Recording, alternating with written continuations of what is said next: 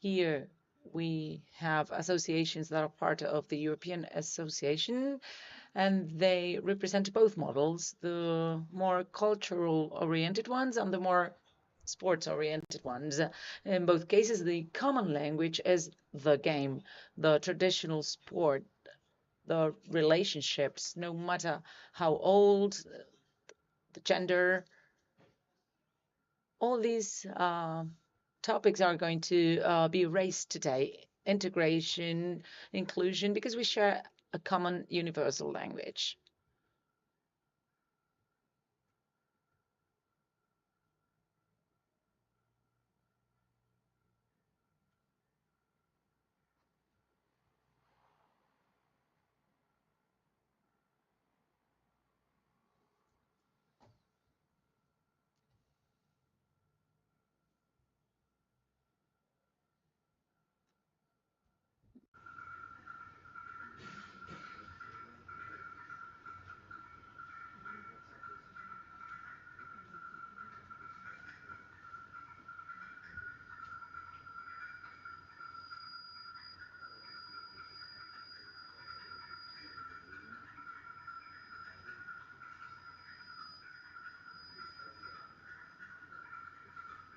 Nos interesa hablar de que nuestro sueño es grande.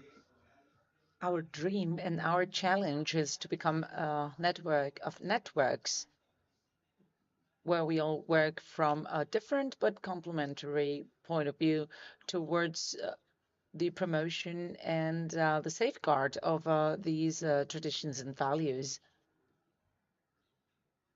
We have many different examples of organizations, people, places, traditions, customs, and they all are united by an invisible thread, which is the traditional sport or game.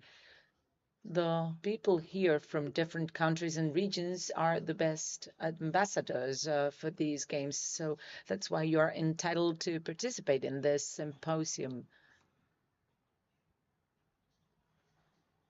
and share your thoughts with people who work very closely with these topics.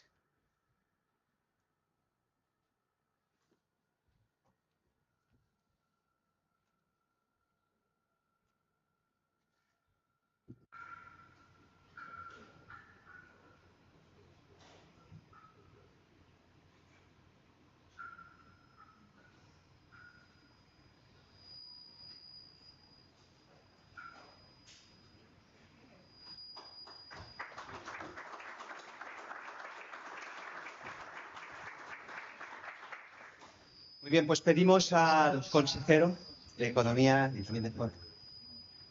So we would like to invite the local counselor for economy and European funds, Mr. Agüero, to address a few words and formally open this meeting.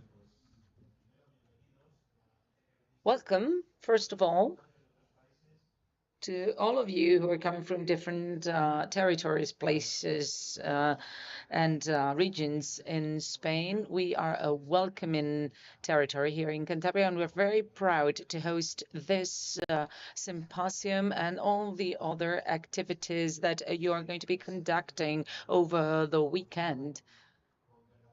And I am saying this with great pride. We feel responsible that you have a very successful meeting. Well, the message I would like to bring across is that, well, I am fond of bowling myself, but I wanted to convey the decisive support of the government of Cantabria in order to maintain these traditions. We are a purely rural community, and there has been a boom about the bowling game, but bowling continues to be a place for exchanges. It was a sport that people played after mass, and people continue to play this game in towns and villages. It is also a pleasure to have Amenabar, Torres, Enrique, and many more who are very much involved from the teaching perspective. They've been able to garnish the importance of this game, and they have collected a lot of data about the reasons why this game was played, but also other statistical figures. This has enabled the institutions to understand the reasons why these games are played. And this enables us to put in place mechanisms in order to prevent our identity being lost by reason of globalization. You've seen this in the video. The great challenge is to have young people involved. When I was a kid in my hometown, everyone could play bowling. Another important issue is gender equality. My mother, for example, comes from a town called Vielva, and my mom used to say that it was women who played bowls in those areas. For some decades, it remained a men-only sport, but thanks to the women, we have achieved some equality, and women are the future of this sport. Also, the supporters and the people who watch the games are more and more female. Another important pillar is inclusion.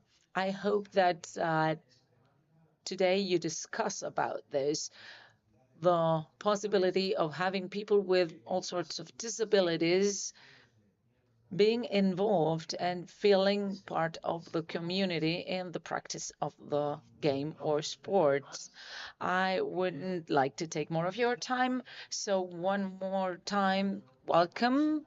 I have to leave, but I will watch all the videos. It's great that everything is going to be recorded. Marta Hospital is going to stay. She's the Director General for European funds, and thanks to her work and the work of the Bolus Cantabria Foundation and the European Association, she knows that one of her assignments is to really pamper this association and strengthen the collaboration between the institutions and the sports. We will continue supporting you so that Cantabria has an important name within the association, and we will continue collaborating with the president in future events. So welcome once more, enjoy your time, and thanks very much for coming.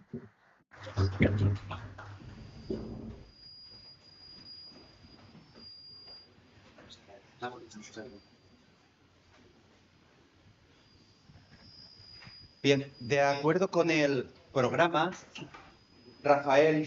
Now, Rafael and myself are going to be leading the agenda. And based on the documentation we have provided,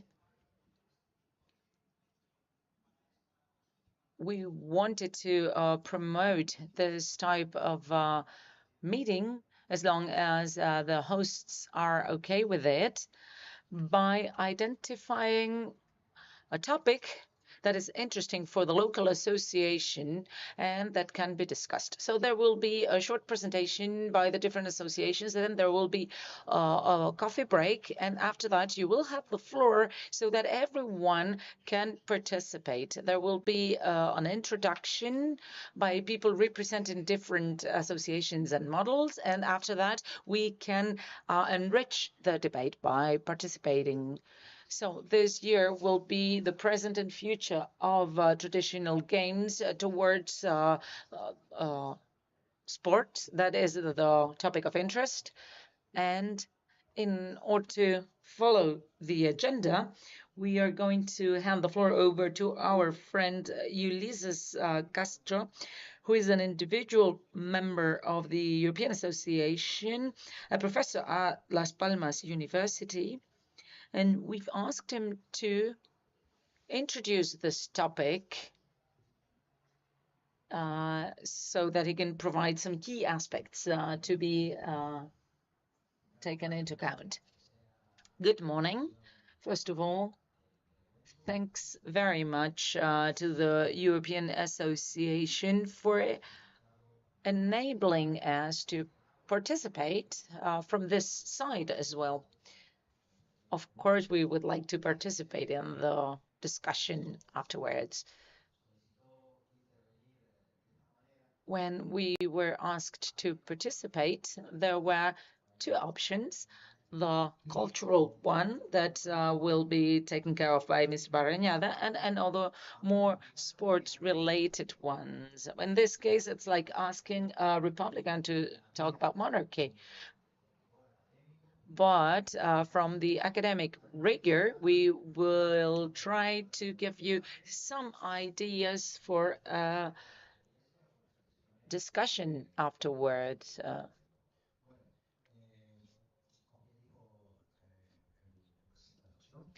As Pere La Vega has said, the present and future of traditional games, cultural model versus sports model, is the topic of the day. I have to apologize because I should be standing. I hope that the sound is okay with this mic.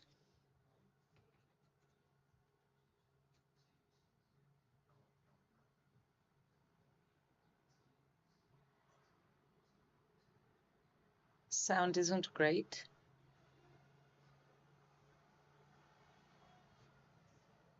Modelo deportivo. So cultural versus sports model. We're going to give you some examples, circumstances, and realities of the Canary Islands region, which is our region. We have 18 traditional sports for adults. We have a wide range of sports reflecting different realities.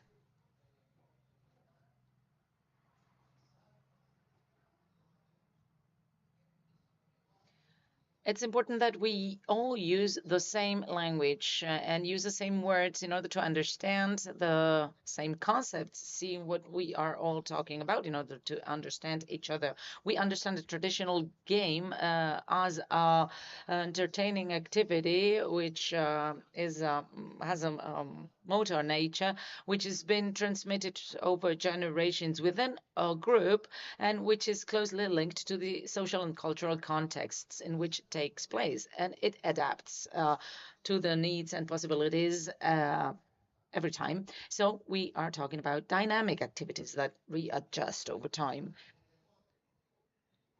Now, what types of sports are we going to be talking about? For example, if we go to the doctor can tell us, you have to do some sports. But if my mom, for example, starts a sport, it would kill her. So let's see what we are talking about. It's not just physical activity, it is a sport. We are going to use these concepts DM, which is a game that provides value and seriousness. Then Blanchard and Cheska, which is a competitive and aggressive physical activity with rituals and other variables. Then we have the Parlebas, where the sports is an institutionalized sporting game where we have a motor activity taking our bodies to the fullest in order to succeed. And it is also a sport where institutions are present. Here we have some features of sport. The motor situation, it is mandatory that there's some motor activity. Then the entertainment side, the fun of it. Rules, of course, sports have rules to standardize and unify the different practices. Competition, there are winners and losers, and competition is relevant in sports. And finally, institutionalization, which is the presence of federations, confederations, associations, and so on. Some kind of body seeing to it that all the rules are met. Next,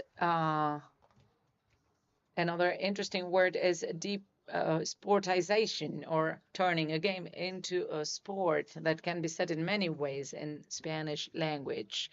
So this is a process where an entertainment and motor activity becomes a sport, according to Parlebas. We have canary wrestling, which is an example in the first picture of some wrestling after work in the field, whereas in the second image we can see that we have a sporting facility with the referee, rules, an audience watching, etc. In 1996, in Fuerteventura, the Canary Islands, we held a conference on traditional games and sports. We presented a presentation called The Sportization of Traditional Games in the Canary Islands. This was in 1996.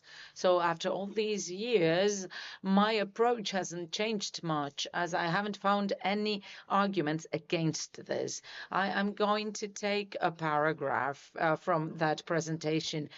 Sportization, yes or no? We cannot say either yes or no. If the activity is in risk of disappearing, it has to become a sport. It has to become institutionalized.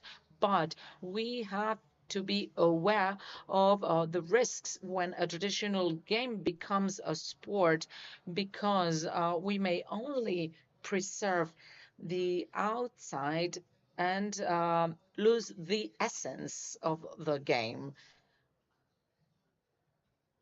And the game may lose its contexts among all other sports practices and activities. This is a risk that we have to bear in mind. There are some arguments in favor of sportization, but there are also some against. So why would we want a game to become a sport? Because an administration, a sponsor is needed. We are on our own, so we need a favorable environment provided by the administration. In the case of the Canary Islands, in 1992, the Canarian government decided that the regional minister for sports was going to take care of traditional games.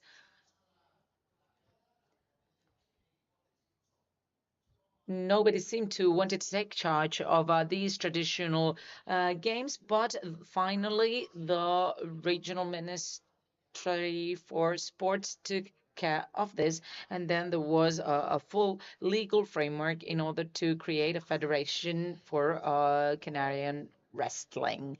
Then another reason may be to be or have the same social status as conventional sports. The managers of traditional sports may have some complex compared to other more standardized sports. Here we have example of this when the Higher Council of Sports in Spain claimed to study the possibility of officially recognizing wrestling as a sport, canary wrestling. Since the dream was there to become a sport like any other, well, people went a bit over the moon, but we are not interested in becoming a sport, even less becoming an Olympic game or an Olympic sport. We're not interested at all.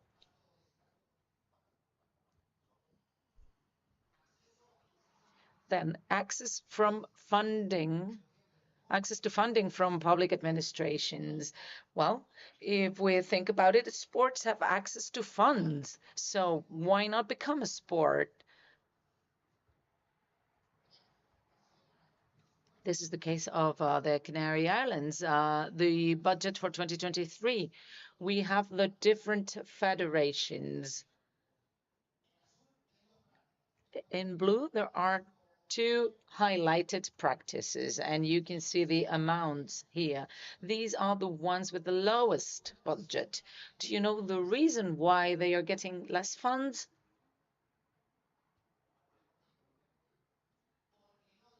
Because there is no competition. That is the argument. Since there is no competition, there are no winners. Since I'm not going to be able to give you a medal or a trophy, you will not have the same funds as the rest of the federations. This is already setting some selection and exclusion criteria, which are very important over time. 2024, the current year, there is more money, as you can see, but the differentiating criterion is the same. We have the leaps game and the poles game are the ones receiving less money because they don't have rules and they don't have competitions. But we don't want to have competitions. We don't want to have a world champion of shepherd's leap. Then the construction or building of sport facilities. No organization can think of building sports facilities without the support of the administrations. This facility for Canary wrestling cost almost 900,000 euro. So if we become a sport, we may be able to ask our institutions to build sports facilities to us. Next, the ability to become professional. If sportlers, if athletes are professionals, they can receive money or be hired by different clubs. In the Canary Islands, the athletes receive money as they have become professional. They usually don't speak about money, but in this interview, we can see how this guy was interviewed and said that, well, there is a lot of money involved in wrestling, and the best of us can get salaries in 2023 up to 50, 60, or 80,000 euro for a wrestler, but some received 100,000. So some athletes actually made a good living out of the Canary wrestling because they had that status of sport and received funds and so on. Another point to be borne in mind, which is a specific consideration in the law of physical activity and sports in the Canary Islands. There are two chapters devoted to traditional games. This is quite weird. There are two chapters, one for the practices and another one for federations, where, for example, sports in school doesn't appear in the law at all. Another interesting point is to increase visibility by the media. We have TV shows that broadcast the fights for the entire Canary Islands. We, together with the regional TV broadcaster, proposed to have broadcast other activities such as, for example, the shepherd's leap. But since there were no champions, there were no winners, the answer was that this wasn't interesting for the viewers. Another one is the role of the competition, the prominent role of the competition. Since everyone thinks that competition is very relevant, I'm going to read out a conversation we had with a champion of Latin sailing. I would like you to think about what he said. He said when the federation appeared, they destroyed the traditional boats. What mattered was to win and to have yet another sailing class, such as Optimist and so on. I saw a lot of old sailors to take their stuff and leave. Sailors who had sailed for over 50 years, but they were told that they were no longer helpful. Some didn't want, all they wanted was to win, and victory was above people. Some captains were only interested in that. And that is what the competition can mean for all-time traditional athletes, because if there is something to win, the federations will always look for the best.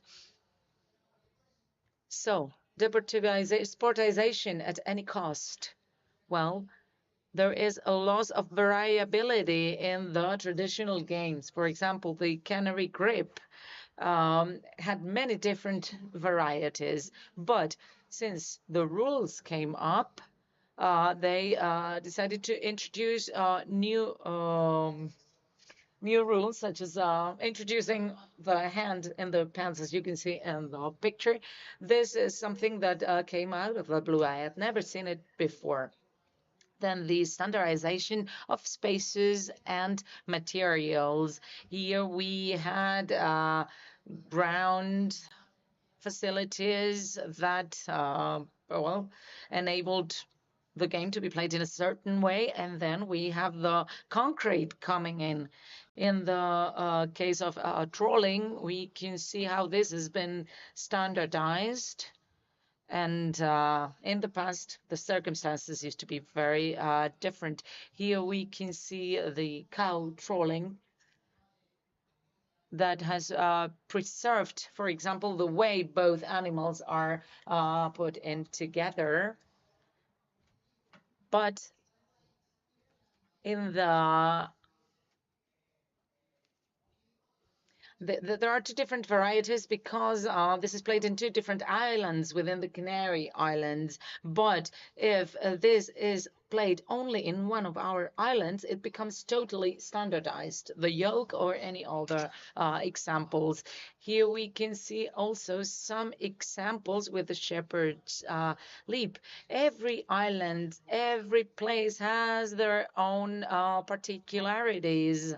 And the game depended on the ground, on the terrain. If there are rules, we need to unify, and all athletes will have to use the same instruments because that's what sports do. They unify. The same with the rock lifting or stone lifting. The weight of the stone will need to be unified. Another point, the center of the activity is the institution and no longer the practitioners or the athletes. This is an example of Latin sailing. Not long ago, one of the historic practitioners of Latin sailing died. He used to be a captain, president of a club. He was very much involved in the game. When this person died, the federation wanted the regatta to be held with business as usual, but the other sailors decided not to compete. No matter what the federation said, they didn't compete because people were over the institutions. Here, the boats are followed along by the spectators who drive along the sea. Along 8 kilometers, there is a security device for the cars to stop safely. But the federation didn't approve those devices, and the sailors refused to compete without their supporters being there watching all the time. Now, the impoverishment, let's call it like that, of the sporting gestures. We have seen fencing in the Olympics at the moment.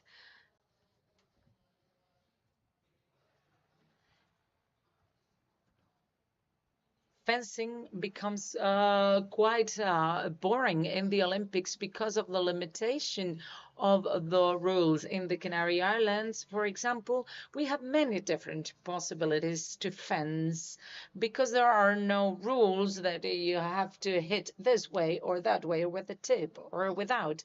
And you get more or less scoring depending on that. It is so much richer. And here I would like to pay tribute to two people who are on the picture. These two masters of the game of the Canary Pole. They both died aged almost 100, and they were preservers of these practices. Here you can see them play when they were in their 90s. They had that motor richness, which is the nature of the game. Then the modification of the gestures in the game. Here we can see some wrestling here, and on the lower picture we can see how the same game is played in an entertainment way. The grip is different. The pole has different weights. The gestures are therefore different depending on how heavy the pole is. But the game changes depending on the score you're going to get with the rules when the game becomes a sport. So this is the nitty-gritty, and I would like to finish with that. The great problem we have when a traditional game becomes a sport is that there may be a point when the people who have played that activity for decades do not recognize what they are seeing. It's like if you look at yourself in the mirror and see somebody else who's not you, somebody different to the person you see in the mirror every day. So this is what comes with sportization. Let's not forget that we are part of festivities. We are part of leisure time. So let's not forget about that. Let's not flee our origins. Let's not be accomplished and move to spaces where we're going to be strangers and minorities. So let's work on our strengths. This environment is much stronger and representative than the light that we are after and which will end us devouring us. So thank you very much for your attention. This is a picture of the San Andres boards. Here you can see how they play it. Thousands of young people, both boys and girls, they slide down just because they enjoy speed and risk. There are no champions, no winners, no medals, and hundreds, thousands of people play this. So competition and rules are not the salvation of our traditional games. Thank you. Muchas gracias. Thank you very much for this wonderful and clear presentation. And as a recognition for his speech, we would like to hand him a small token of our appreciation. A continuación, pedimos. Now we will ask Antonio, representative from the International Celtic Wrestling Association, to take the floor and talk about from a different perspective. We have heard about this participation, and now we would like to see what is the cultural model, this new or different approach.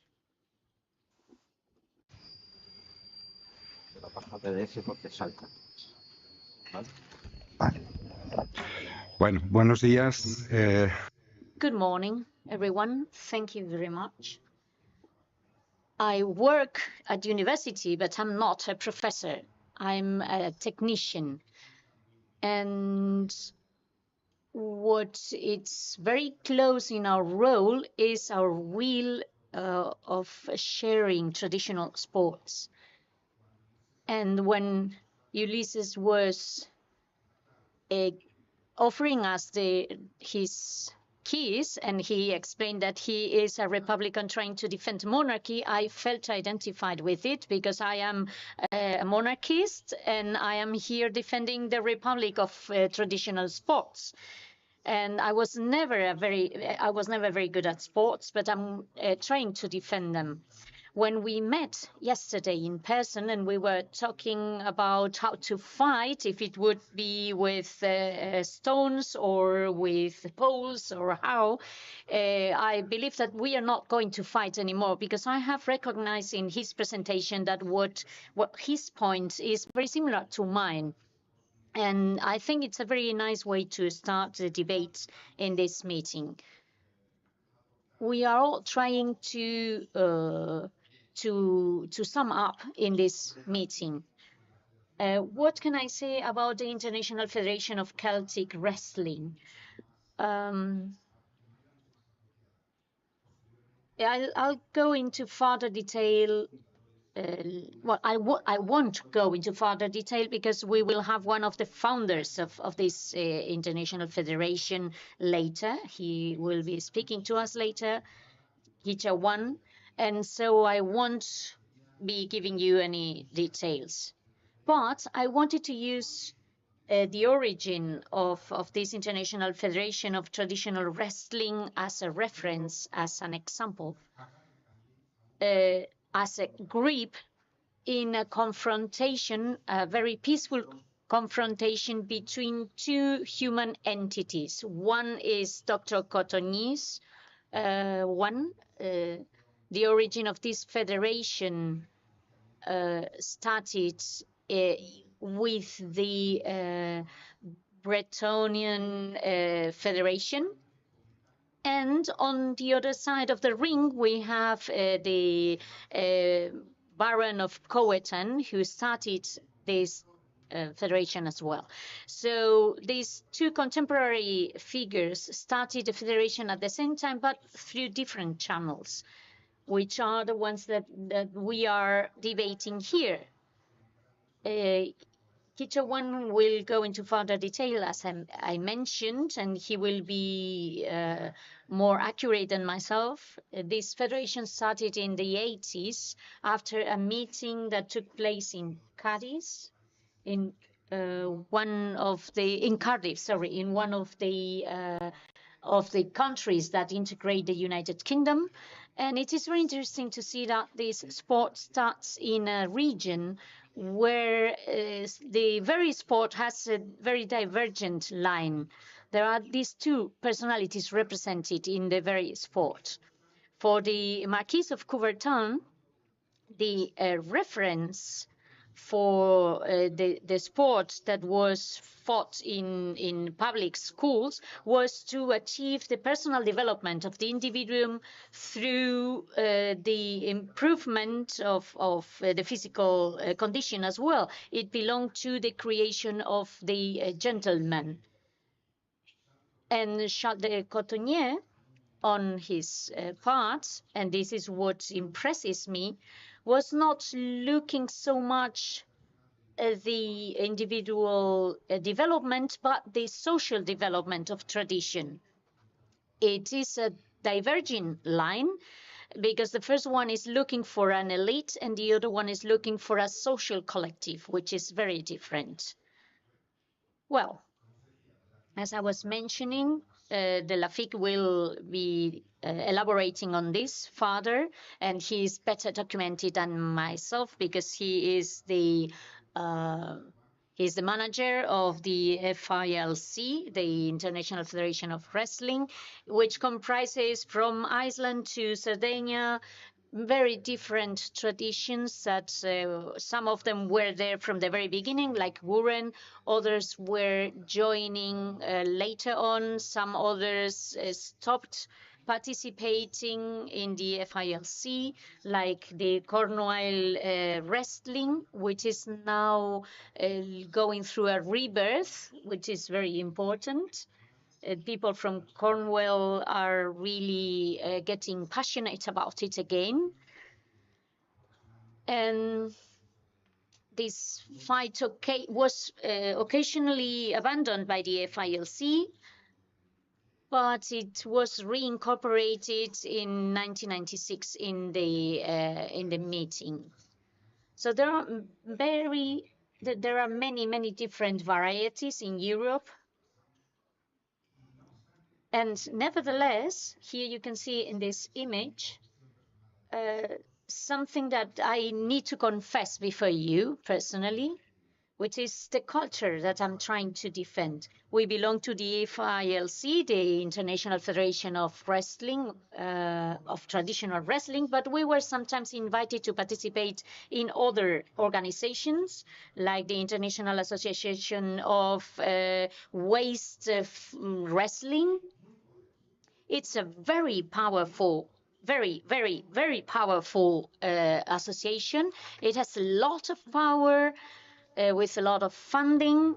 Managers were mainly coming from Russia, and they were promoting different varieties of traditional wrestling that came mainly from the Soviet Union. And we have one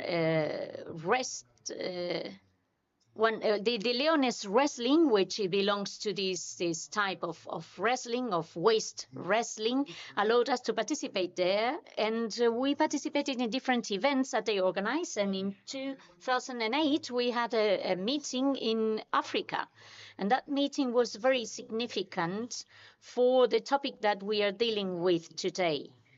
They were trying to constitute an African Association of Traditional Wrestling. There was an assembly. I had a privilege of assisting to that assembly together with different people coming from the central part of Africa and West Africa. But there was no agreement because some of the countries that were participating there were at war. And secondly, because they were debating if they wanted to organize an association or a federation. And the difference was exactly on the base of culture or sports. Should the federation put the emphasis on the sporting element, or if it was an association, it could become more cultural? And I was the only white person in the room. And I don't know if it was because I was white or because I am dumb, but they decided they asked me for my opinion. And I said that if wrestling was only a sport, I would not be interested in it. That's the picture, yes. Well, there are more white people there, but not so many. And so I was chosen treasurer of the African Association of Traditional Sports and Wrestling, maybe because I was white, maybe because I was dumb enough to do it. I don't know, but I was chosen treasurer. And my opinion was that there was no other possibility than to establish an association. It was not possible to organize only a sports federation. Unfortunately, that association could not be continued. You know this image. We have just celebrated the modern Olympic Games in 2024 in Paris and in the adjacent cities and territories. And I don't know how many of you remember Gorman, the name of the person that was the name of the recordman that was a pole vaulting. Do you remember the name? No. But everybody remembers the name of the Turkish man that is on your right shooting. That name became a referent in the Olympic Games. And there are many reasons for that. There are many memes and many different publicities and advertisements, etc. But if you want a very simple reflection from my part, is that what people could identify with is an image that simplified something that had become very, very complicated. That's a guy that is shooting without special clothing, without special glasses. He was looking for the origin of the sport. And that's what people liked. At the same time that Paris was celebrating the Olympic Games, in other places in France, we were celebrating an event that is very well known in the traditional sports world, and especially in the traditional wrestling, which is the Interceltic Festival in Lorient. I cannot open the bottle. I don't know why. Well, we'll talk about that later. So in the Interceltic of Lorient, we see festive activities of all kinds, music, culture. It's a cultural meeting, and among culture, there is sports. And we saw Celtic wrestling there. We were invited, the Leonese wrestling was invited to participate in a previous meeting that took place in the Bretagne at the beginning of March. It's the Backhall meeting. It's a Scottish wrestling type. And unfortunately, they called us and they told us that the Olympic Games were taking up a lot of resources and that we could not be invited. So the International Federation of Celtic Wrestling is not just what you can see here in these posters, which is a summary of the European Games, or which take place once a year. We were trying to organize 1 year of absolute categories, another one for under 21, sub 21. But it's not limited to what you can see here. Our activities is not just this annual game or annual championship. That's like a landmark, something we like to highlight, but our idea in the FILC is very different, is to facilitate meetings, to facilitate possibilities to celebrate that are not just a championship, a competition. I hope you understand what I mean. And in this sense, we always tried to look for opportunities to share different types of wrestling. In the lower image, you see a meeting that we had in El Corro de Riaño, which is an emblematic place for the Leonese wrestling, with Breton people that came for the summer, for a summer camp. And we used that opportunity to share a grip competition. Well, it was not a competition, it was an exchange of grip techniques from different associations and federations of the FILC. Here, we're not competing, we're sharing and enjoying different types of grips, different types of wrestling together. So we promote meetings. You won't see this in the media. You won't see this in television. Those meetings, those festivities, those events, even the European championships are not reduced to the competition itself, but they try to leave out the tradition and the culture of the place where they take place. And this is the sense and the meaning of our association. There is always a possibility and an effort not to forget the origin, not to forget where we come from, which is playing, enjoying, not competing. the study and dissemination is fundamental, of course, and this is part of what we understand under culture and education.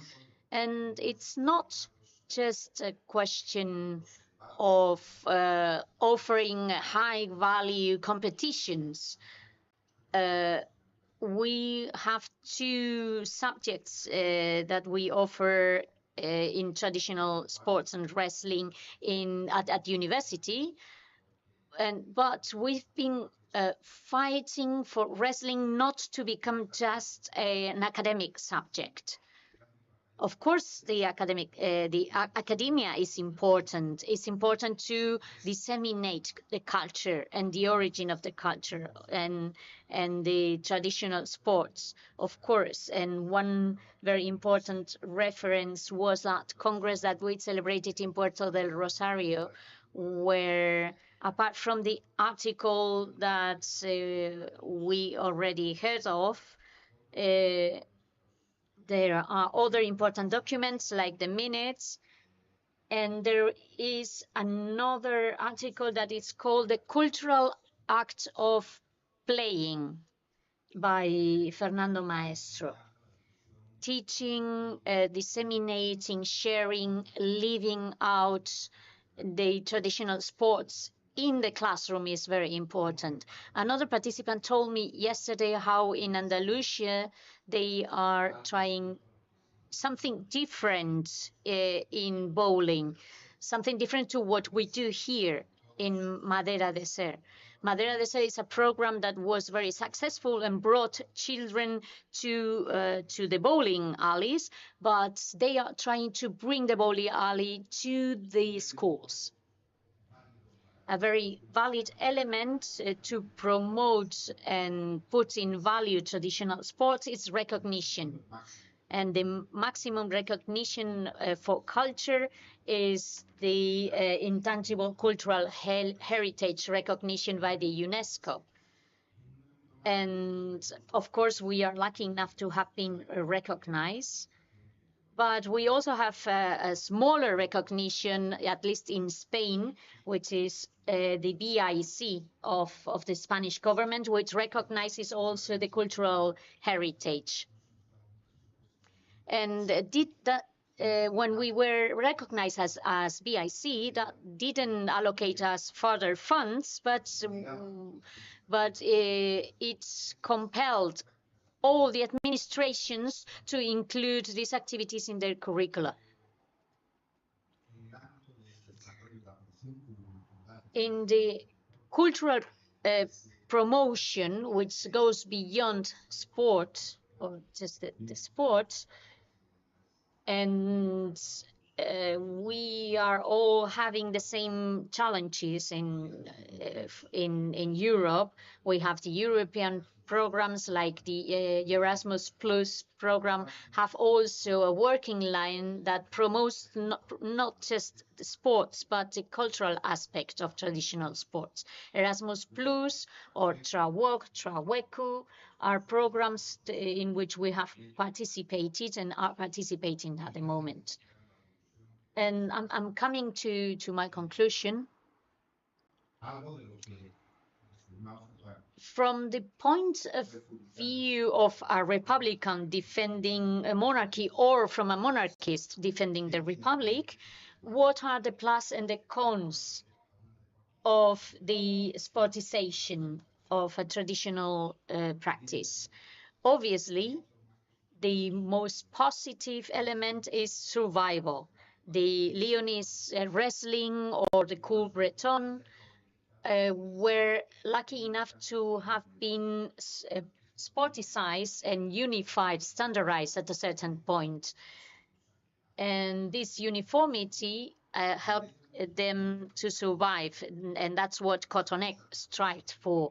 So the Leonese wrestling was standardized in the 20s in the last century.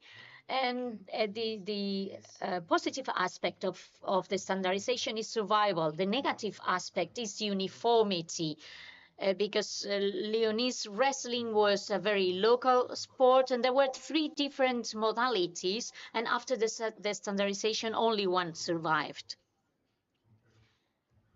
And I am sorry, but there was an effort to try to recuperate the Cantabria wrestling, but there was a problem there. You didn't go to look for the origin. You just tried to emulate the Guren, which was the known type of wrestling. And authenticity, it's a difficult aspect if you want to go for survival. So these are the different European projects in which we are working, because we believe that what they are promoting is not just the sport aspect of it, but the cultural aspect of it. And this is the last image I wanted to share with you. The International World Wrestling Association could have helped us to the Beijing Olympics as an exhibition sport. And maybe our type of sport is not as elegant, but there was money, there was funding for that, and we were almost participating along with many other countries. But the president of that federation was killed by the Russian mafia, and the vice president died of cancer. And so unfortunately we were not able to finish this project.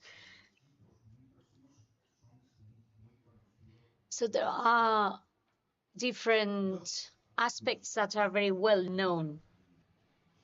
There was another Russian initiative that tried to put us in the map. And there was also this idea, this model. But then I would like to talk about ethnosport. Ethnosport has very positive aspects, a lot of participants, a lot of financial means. But from my point of view, from my perspective, a big problem was that we were invited to sign a protocol in which we assumed that all the games we were to participate, we needed to look for a unified model. And the responsible was for the federation, along with myself, we said no. Well, some of our members thought that it was very good to be in ethnosports, but it would have meant that we would lose plurality, identity, richness. And of course, we can find places where to meet and to try and unify it, but we don't want to look for a unified wrestling system, despite the fact that it might have an economic success. But we are not looking for business here. And last, this is the most significant element. In Guren, there is one model that started in ancient times, which is the oath, or the pledge, which is a rite that is done before the fight, and it's a pledge that you can fight for honor and for your forefathers and mothers. And it is not in our rules, but it has been exported from the Leonese wrestling to other types of wrestling. The young lad that you see on the left, he was a winner, and he's enjoying his win. And the female wrestler that you see on the right lost, but she's enjoying herself as well. So both the winner and the loser are cheered after the game. It is a win-win that is defended from all our organizations. The most important thing is not to win or lose, but to fight. And in that sense, I would like to thank you for continuing the fight for traditional sports. Muchas gracias, Antonio. Thank you very much, Antonio. Thank you very much for your wonderful exposition. And as a symbolic recognition of your contribution, we would like to give you this token of appreciation.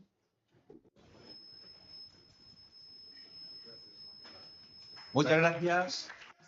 Thank you very much. Our friend Nico Colai Dodre is going to explain us the approach of his organization in Romania about the Federation of OINA. Thank you so much.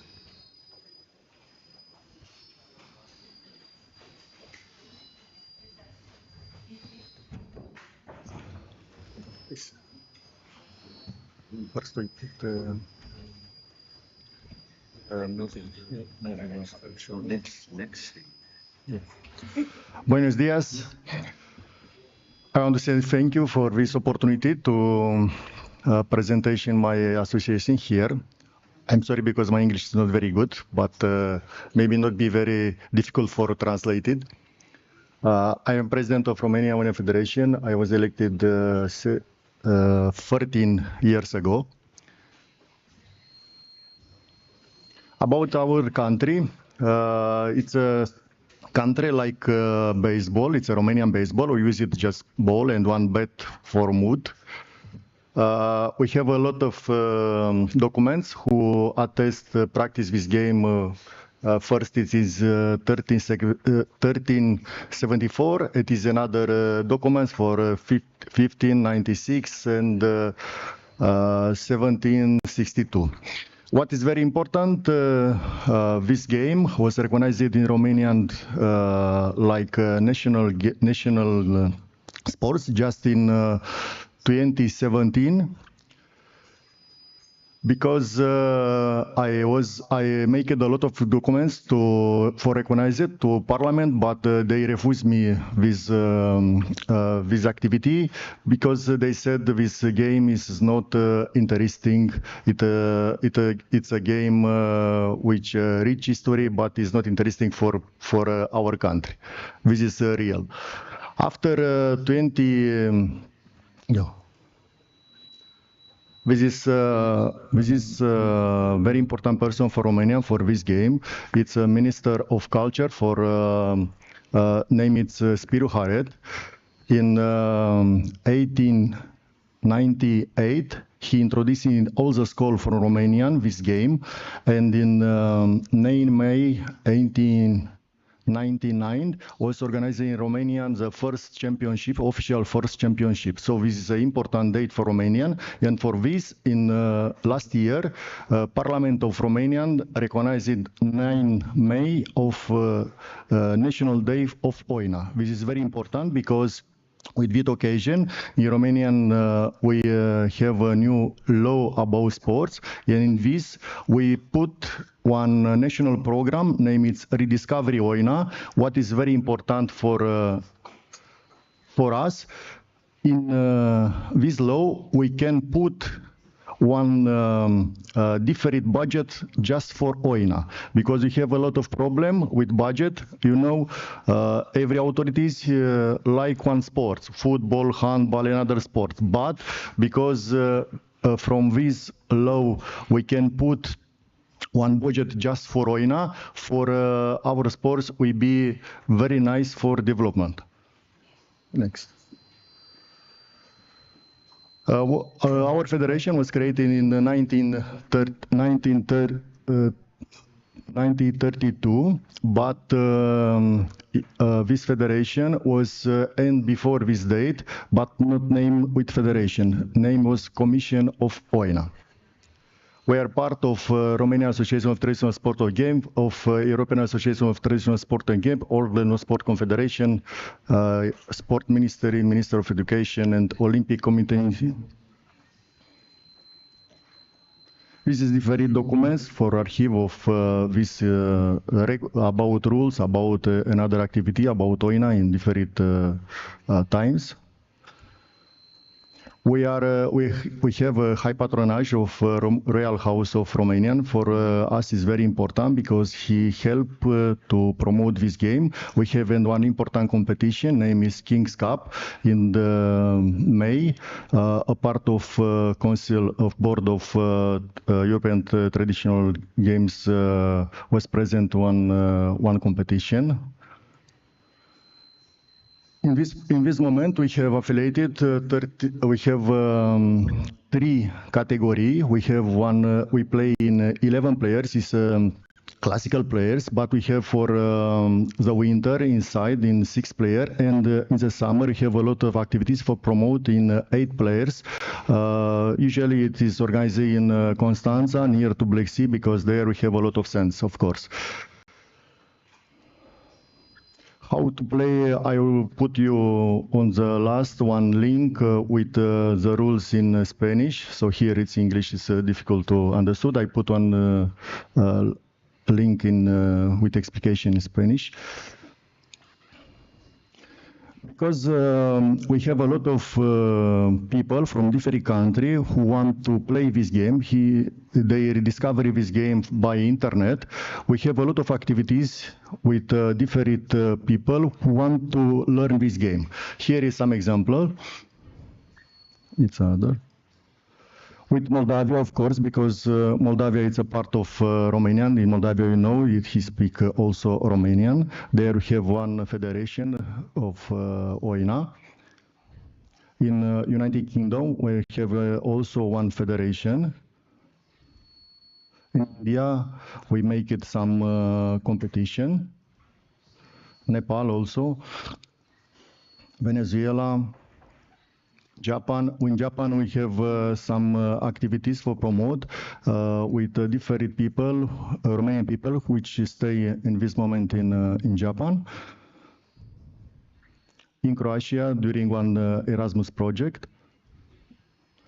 Kaunos also.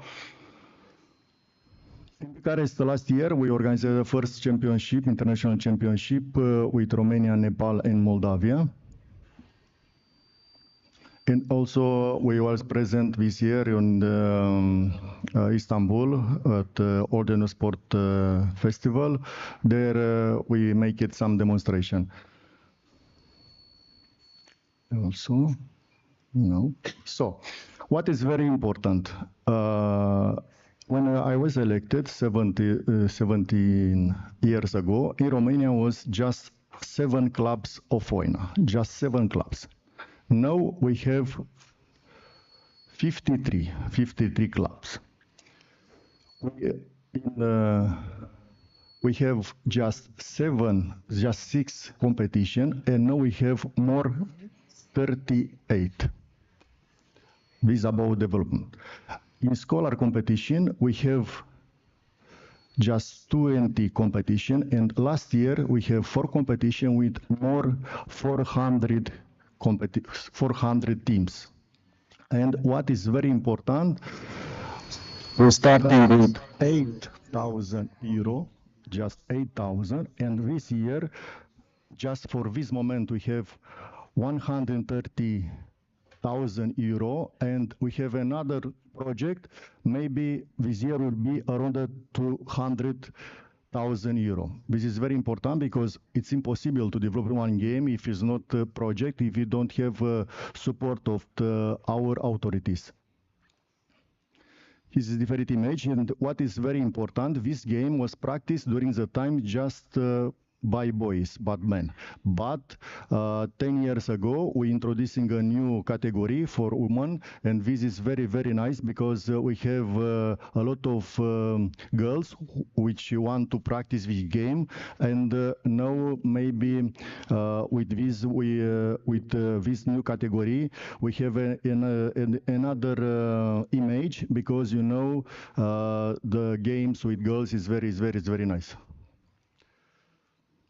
This is about our game, and I want to finish with one nice story. Last evening, during the meeting, after 2 glasses with sangria, I have opportunity to discuss with one young man from Romania. he stay in Zaragoza, but his parents is from Romanian, and he coming for me because he want to promote this game in Spain. Thank you very much for all. Good luck, and I hope to have opportunity to play together right now. Good luck. And I'm sorry for my English. And this for myself.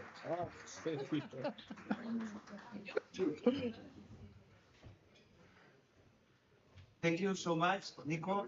I'm asking Directora General que entregue.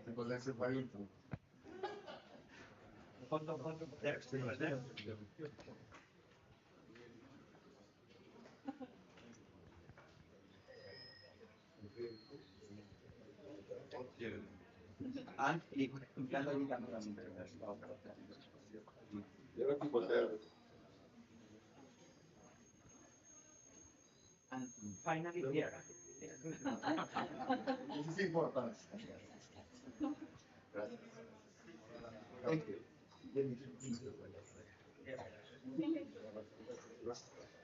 Muchas gracias. Thank you so much, Nico. Nice presentation. Le damos la palabra ahora a nuestra amiga Yurena. Muchas gracias. Now we hand the floor over to our colleague Urina, who brings us once more to the Canary Islands. El micrófono, el micrófono. Yo que soy un culo inquieto. ¿Se escucha bien? Buenos días, muchas gracias a la Comisión. Thank you very much. Thanks to the organizing committee for inviting us and give us the opportunity to present our activity as a traditional physical activity. We'll go into details right now. I am here to talk about the Canary Shepherd's Leap, a culture that we inherited from shepherds.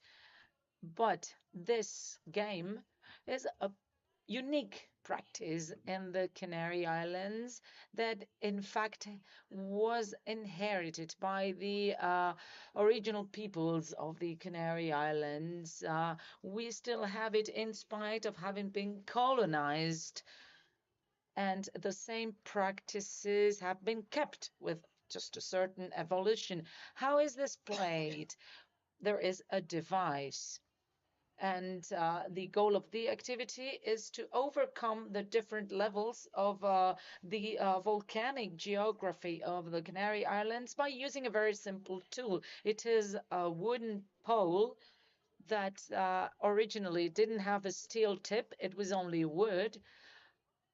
But after the evolution, a metal tip was developed to provide more safety. This was the evolution, but we are still playing the traditional game.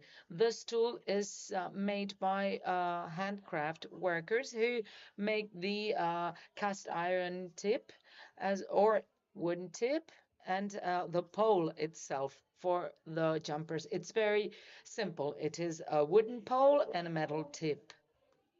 There are different historic records that document the shepherd's leap since the Canary Islands were conquered in 1400. There are different chronicles that have been shown in some research, not just in our society originally, because everyone who came to the Canary Islands back in the day understood that this was the easiest and safest way to move around the geography of the island.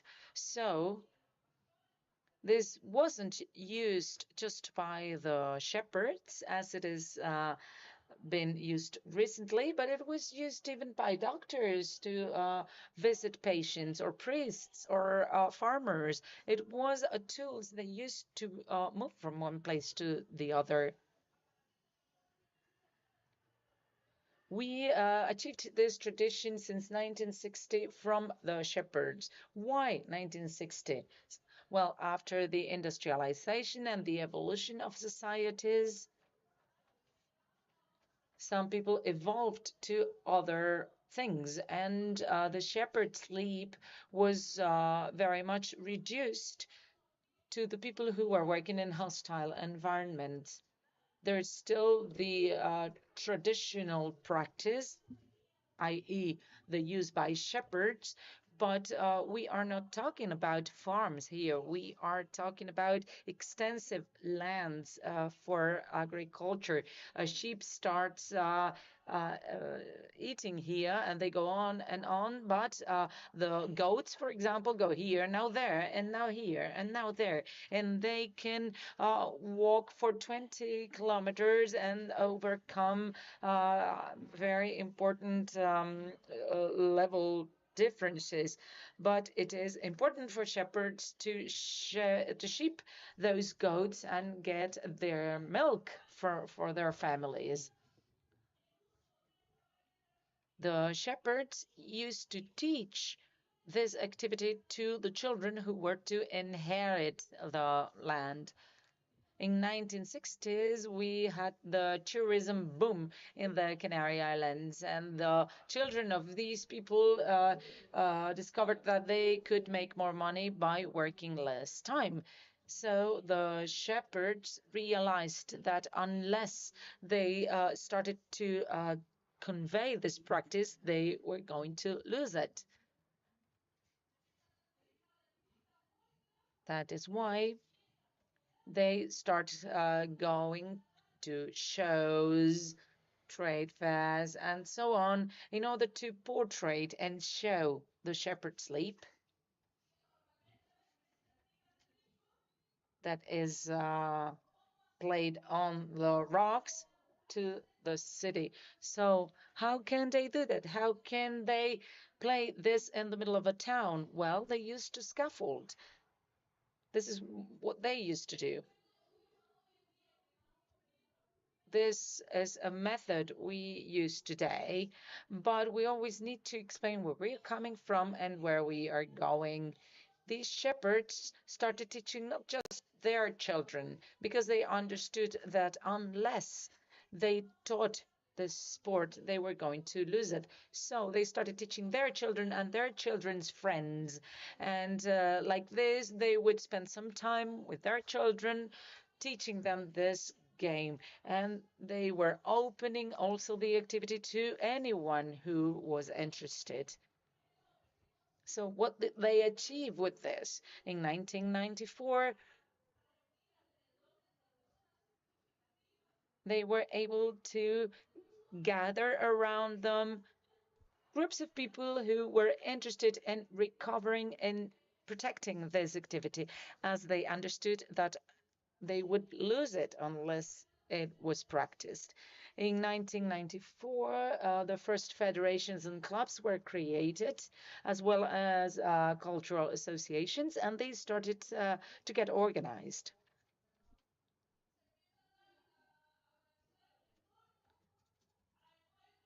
They organized meetings, workshops, talks, and their goal was to create a federation for cultural heritage. They actually presented 3 proposals, all of them denied until the law changed, as Ulysses explained, and the Sports Council accepted it as a traditional game. But there is a peculiarity here. We are a federation practicing a physical activity which is non-competitive, and this is part of our statutes.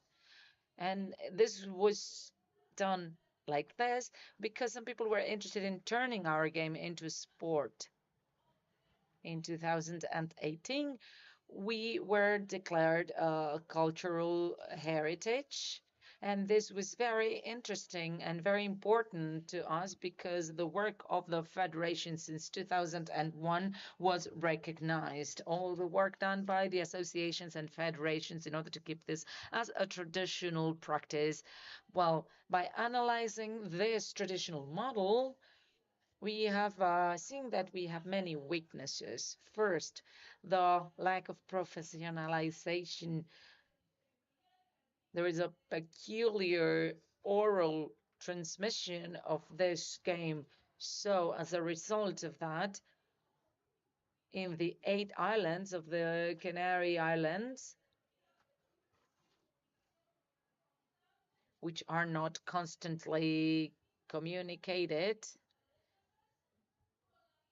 They have the same techniques, the same tools, but there are structural differences depending on the islands, depending on the height or the geography. The poles have different structures, weights, or sizes. So even if they share some things, there are different gestures and different techniques in the different islands. And although the tradition is the same, the tool may be different, and the way this is transmitted orally is also different.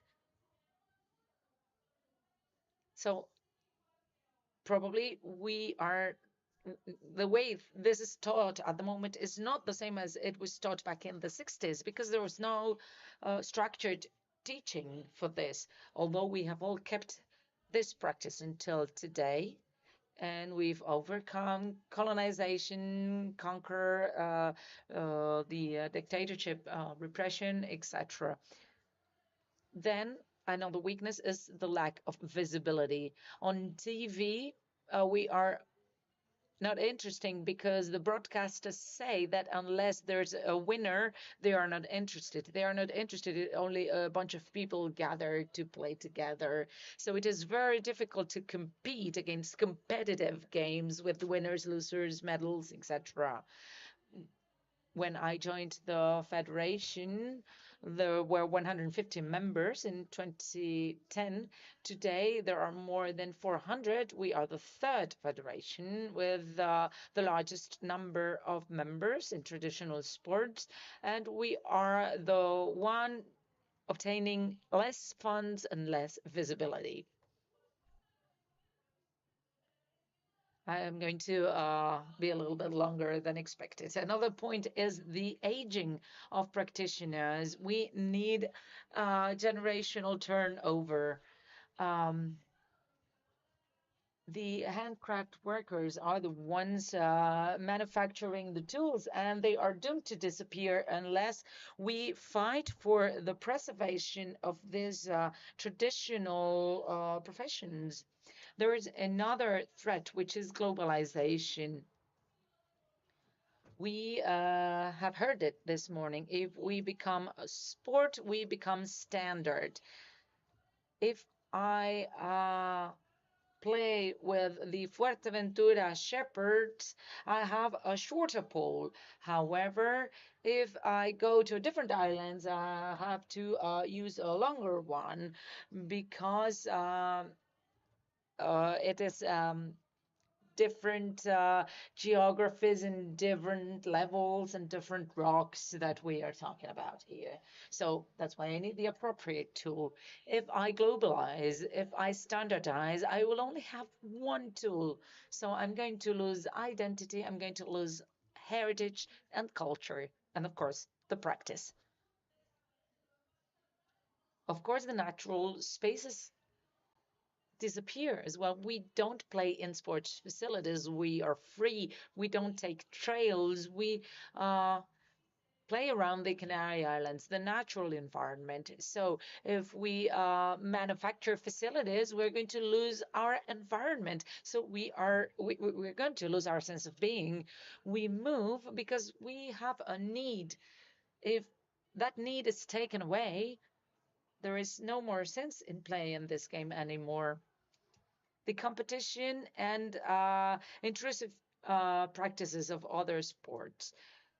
For example, mountain sports. I'm going to give you a clear example. Mountain sports are selling adrenaline. We have that. They are selling multi-adventure. We are using those same places as the climbers, but we don't have any harnesses or safety devices. So this is a golden nugget for active sports companies because they can sell this as a risk activity for tourists, for example.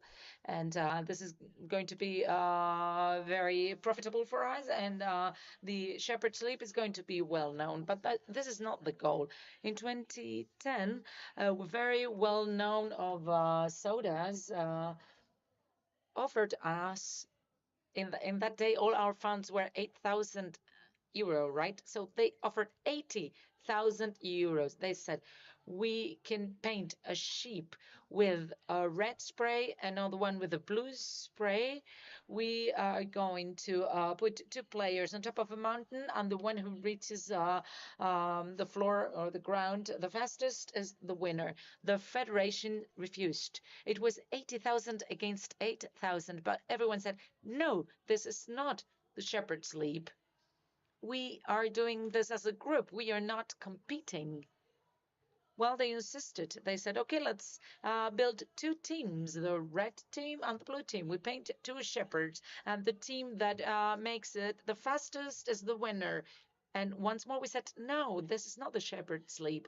This is what you see, but this is not what we want to be, because this is not what we identify ourselves with. We lose our sense of being. Then there's a lack of institutional recognition, meetings, and so on. All the athletes from different sports travel from one island to the other to compete. So they receive funds. And if there are winners and losers, you can provide the results of the competitions and receive funds accordingly. We do the same. We also travel. We meet other colleagues from the islands. There are meetings with up to 60 to 80 participants, and the national meetings bring together up to 200 people, but there are no funds for travel because there are no winners or losers. So we are losing, and we don't have that institutional recognition that is given to other sports and games. And of course, the trading of sports. Now, strengths. The cultural identification and rooting. I believe that this activity is part of my culture and my identity. It's my means of transport, and being here to show it is a great opportunity. I feel very happy to be able to show this, which is part of me, my history, my culture, and my people. But there is a war against this. Then the connection to nature. We don't need sports facilities. We play outdoors. Then the community value. We don't make a difference based on age, gender, or social class. We all go together. It doesn't matter where we're coming from. Actually, the population participates with us wherever we go, not just in the popular festivities, but also by organizing games. The games the shepherds played in the festivities are known by the peoples in the different towns, and they play with us. So this is community value. This is social participation and feeling of belonging. Of course, adaptability. If we've been able to overcome colonization, conquers, Franco banned the use of this tool to access towns. And in spite of all that, we keep playing. Nothing can stop us, and we are adaptable. Then finally, opportunities. This is fashionable now. Traditional is cool. And we really should be focusing on our values without becoming a mere show for the sake of tourists. We can be used as a tool to convey values such as cooperation and solidarity. For example, today we work together with rescue teams anytime somebody has gone missing in the Canary Islands, because we can access places that only helicopters can access. And we've actually been able to find a lot of missing persons in the islands. We also work on the reforestation of trees we eliminate invasive species in the territory. So these are things that benefit all the stakeholders. And of course, digitalization, thanks to social media, we are open to the world. Now, strategies to preserve the game. The promotion in schools is fundamental. This is part of the school curriculum in the Canary Islands. And next year, traditional sports will become a subject for secondary education. So this is a great opportunity.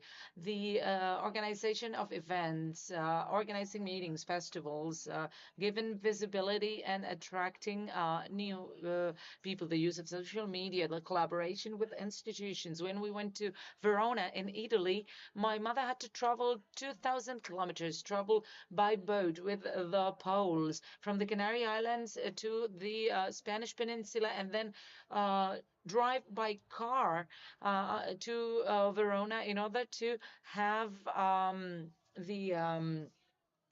play the game.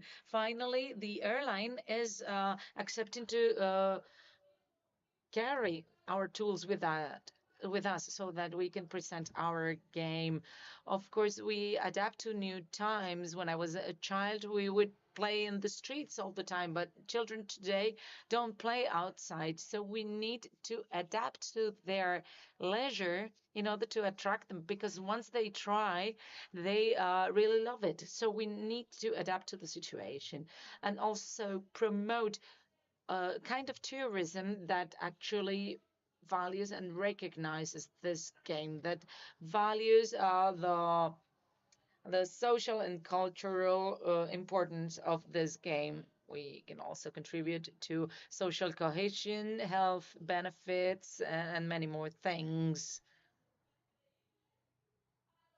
So we have to escape from looking at something which looks incredible. We are getting together not to compete, but to share. We have moved from 150 to 400 members because we all go together. We all share. And a 5-meter level can be overcome in many different ways. And we stick together no matter how. We don't need to have winners or losers. And in addition, we share the traditions, the foods, and the culture that we've always had. Thank you so much.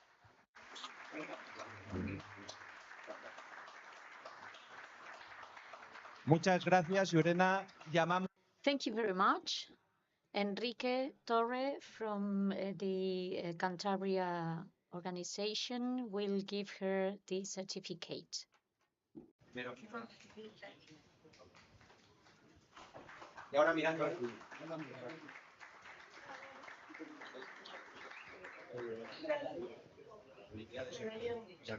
Magnífico.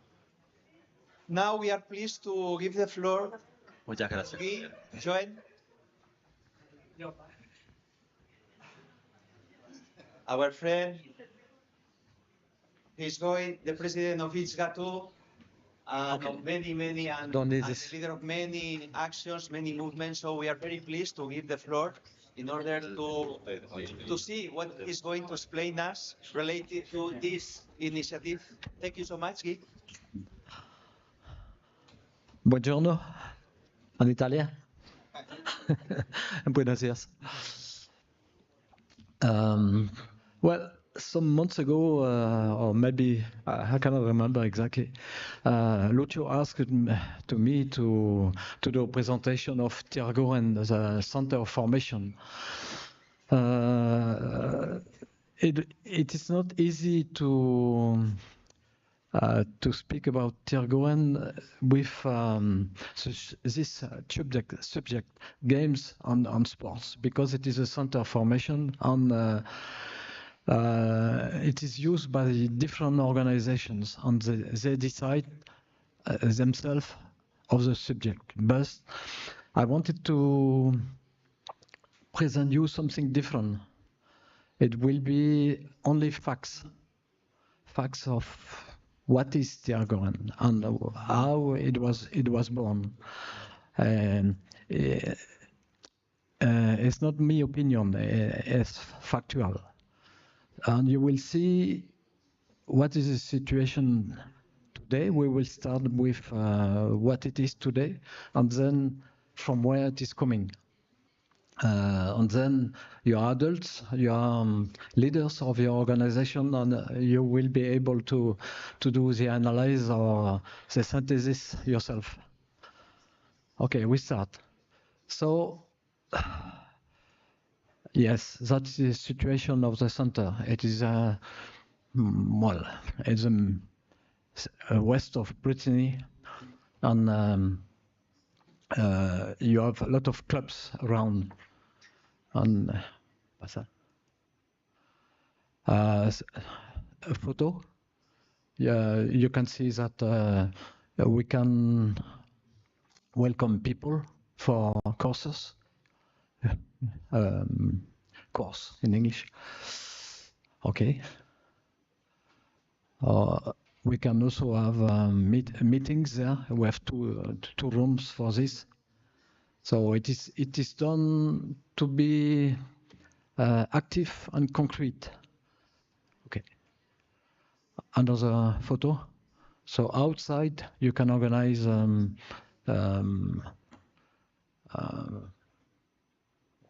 workshops in English with many things. Well, now, what are the activities? Because that is a building. The building, you can welcome course, initiations, formations. Well, so we use it for the federation, but we have also courses for the teachers, for youngsters, well, for many things. And the second part, which is the main thing, it is external intervention, initiation in school, also in festivals, in things like this. Okay. Some example. So in the building we have we can touch for the wrestling about 1,000 people every year. People come for courses, leaders if you want. No. Right. So you can see also that we have formed a lot of coach in this place. But that is only for the Guren. But we use other organizations use it also for traditional sports, but also for teachers. So it's complex. And for the external intervention, you can see that in about 30 years we have initiate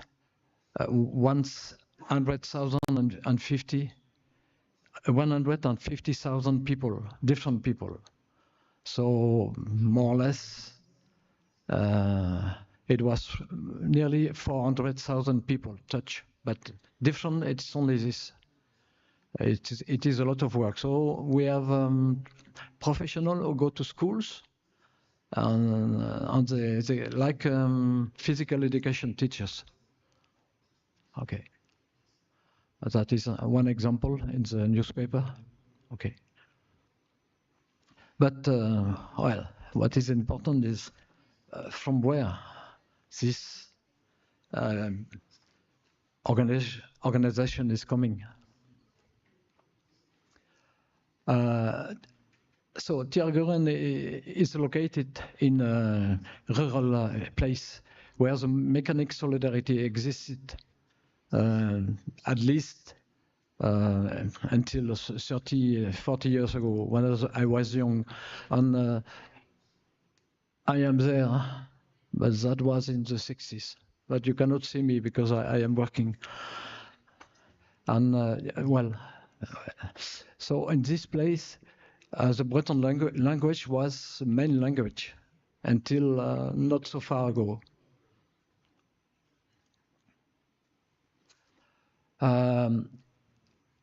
It is also an area where traditional games and traditional dance were very popular, and for the dance is still very popular.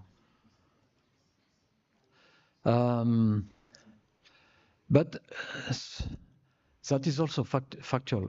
It is a fact. When we went to school, we had to forget everything. Our games, our dance, our language. Strange. In a country like France. People have react, not only where I live, but in other places also. And we started to create a group which became little by little a wrestling club. But at the beginning, we had nothing, no money, nothing. Even the municipality didn't want to give a room to train, so we had to build it ourselves. To build a house with wood, and so it was a way to tell them, "Hey, please, we're there, we exist." And little by little, we add another room, and that is on the photo. We renovated ourselves alone with our money. So to get the money, we had to organize, local feast. To go. Well, you know this. You are doing the same. Okay. So little by little, thanks to the dynamism of the club at this place, and the creation of a new federation in 1980, a project to create a training center was brought to the institutions. And the Tier 1 was inaugurated in 1984. And this creation made possible to organize each year many things. And one important thing was an international camp of traditional wrestling during 7 to 8 days every year, with people coming from 5, 6, 7 countries. And in fact, the links created during this week consolidated the international federation.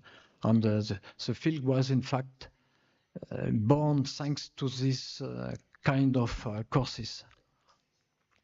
And another important thing, in 1990, during this course, we added a seminar on the future of traditional sport and games in Europe, plus a festival not far. It was more or less the beginning of AGEST. The network. And we also voted a motion to the European Parliament to be recognized by the European Parliament. And that the conclusion of this motion was then used by AGEST, and in 2012 the European Parliament voted something especially concerning the traditional sports. It's more or less the reason why now we're able to use the Erasmus Plus program. And it is very important in terms of money. Photos of the motion. It was sent in 8 languages to all the parliamentaries in Brussels. Okay. So when in 2003 the UNESCO Convention was signed, it was in fact the recognition of all sport disciplines from cultural tradition from all the world. This new situation permitted, in fact, to several regional governments to fund these practices. The end is about some countries who never who refused to sign the convention. You can see that, well, you can be surprised or not surprised, but that is a fact. You can go on the UNESCO website, you will find this. And in fact, when the UN ambassador refused to sign, it was about a threat to free trade. A threat, en español, el libre comercio no está en consonancia con la solidaridad mecánica de los riesgos populares. No? Okay. Was?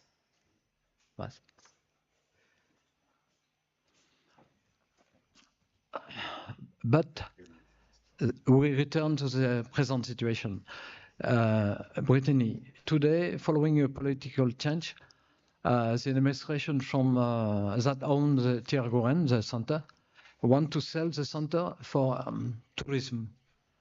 But you have to know that they never gave €1 in 40 years for the functioning. They paid the building, but then not €1 during 40 years. And now they want to sell it. But if the building is still in a good condition, it's because people like me, my brothers and others have been on the roof to repair the roof or to do the job. So well, no. After this conference or during this weekend, I suggest you to sign a petition or motion to the attention of the regional government of Brittany so that they should stop this initiative and support more strongly the activity of the center, which has a central role in the transmission not only traditional sport and games, but ICH, Intangible Cultural Heritage, le patrimonio culturel et matériel de la Bretagne. Okay, thank you.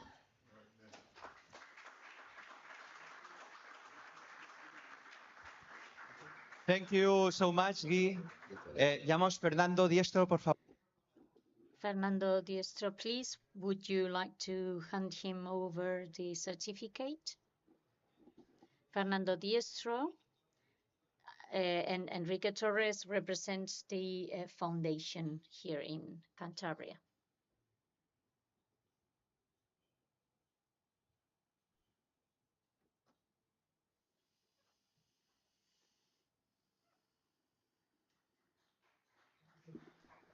Thank you.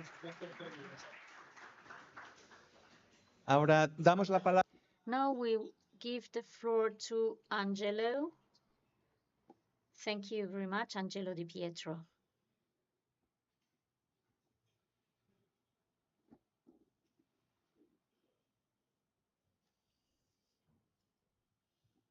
Good morning, everyone. Buongiorno a tutti. I am Angelo, President of Circolo Sportivo Olimpia. I'm Angelo Di Pietro. I'm the president of the Circolo Sportivo Olimpia Il Mallorquino. I thank President Pera, Secretary Angel Hoyos, and the Aga Verona, and Lucio. Are you angry? No? I will smell cheese.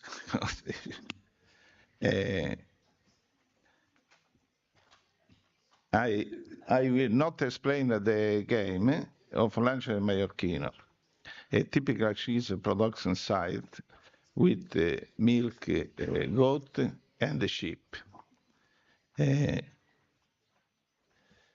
As it is described in the video che now Lucio go, the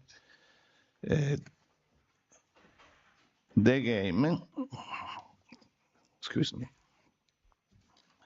The game can be seen in the fan video made in 2000 by Nippon Television with a challenge between the Japanese players and the Scottish player from the county of Gloucestershire, in which a funny rolling cheese competition plays.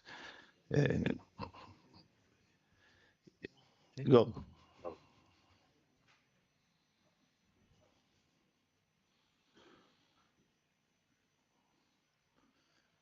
Before you see the slide.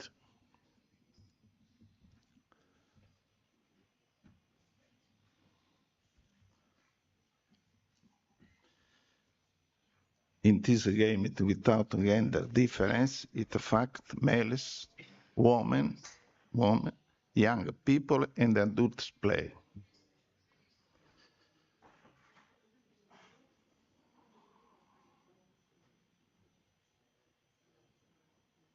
Other neighbor community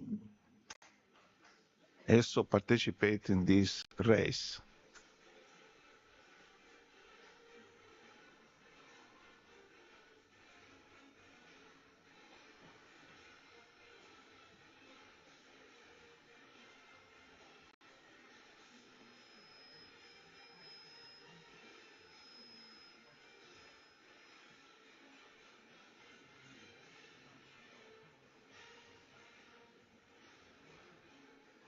It's very dangerous for gambe.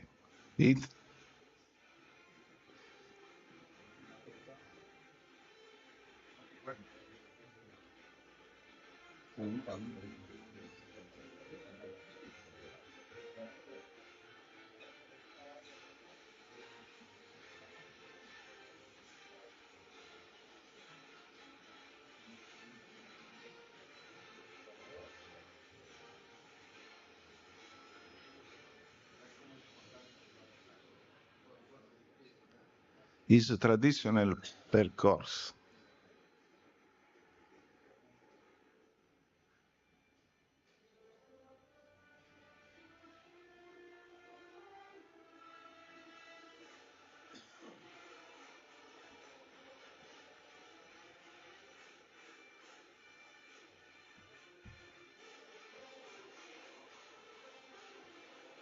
Every year, we dedicate a day of a place at the school in the area.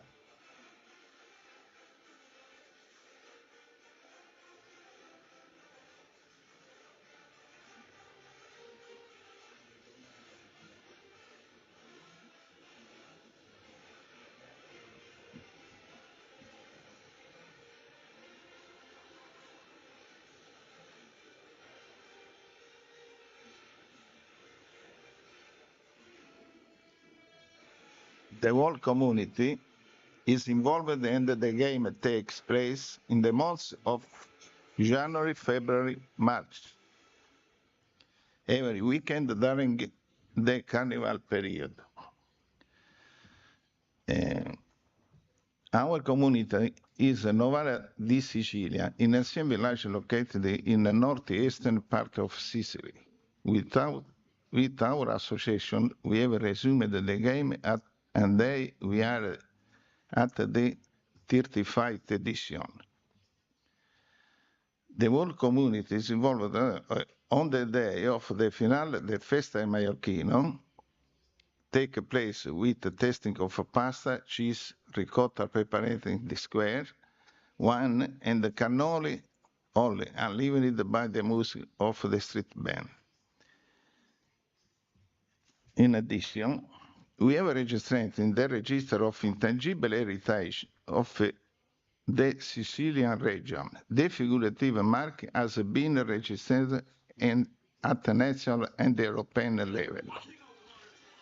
In this regard, one moment, okay, looking.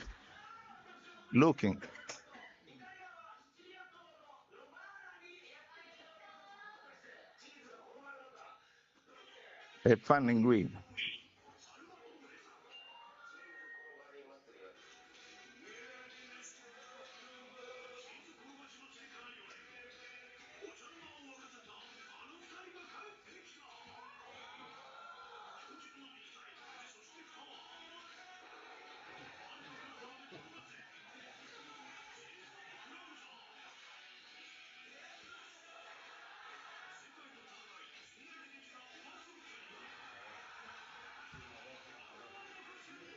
is the Japanese player and the Scottish player.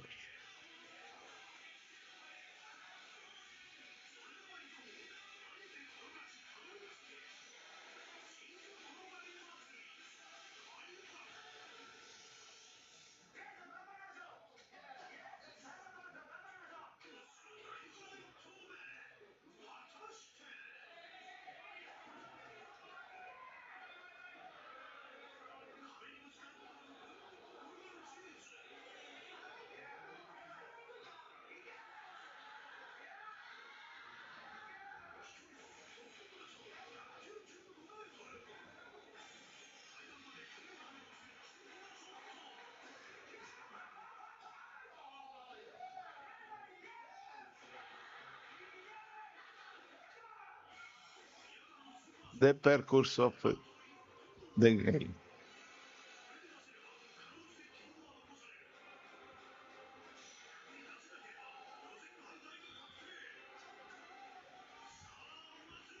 If the cheese goes outside the traditional pet, they have to bring it back to it. Naturalists use multiple lengths, and this penalty.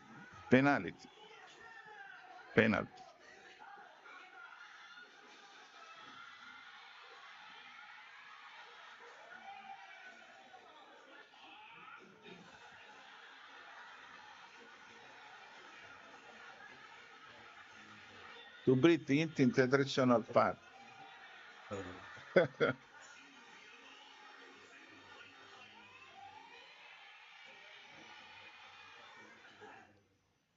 Okay, it's a funny video.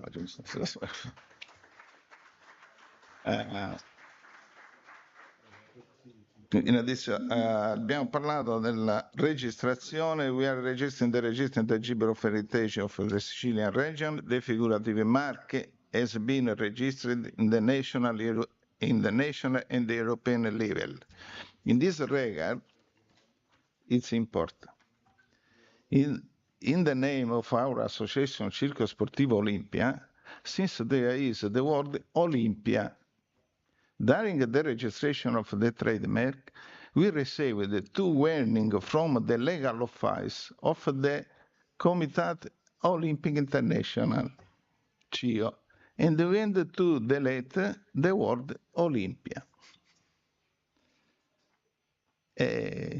We have a small community. We have not racing Formula 1. Together with the community of Tocati, we have received recognition as Buona Pratica UNESCO with the other community here present. Today we have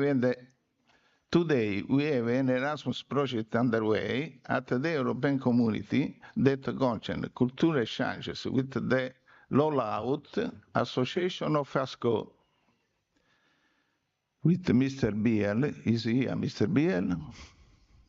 Ciao. Mr. Biel, in the hope that in September I can be financed. Competitive entity like the International Olympic Committee, I think is very difficult to achieve is because of the myriad of games and the variants and the rules. Esempio, Gioco maiorchino is a difficult percorso unificare, standardizzare. I believe it's important to create a single international association of a game and ancien tradition with national and regional federation in order to be more effective with the institution to access funding. It's very important. Senza soldi non si fa niente. I think it goes without saying that without adequate financial resources, including sponsorship, it is difficult to achieve great goals. I think that our goal must be an exchange between culture and the tradition between the states, region, and the community and rediscover games, tradition, and the way, not food. Play is culture, sociality, and the sharing. Thank you all.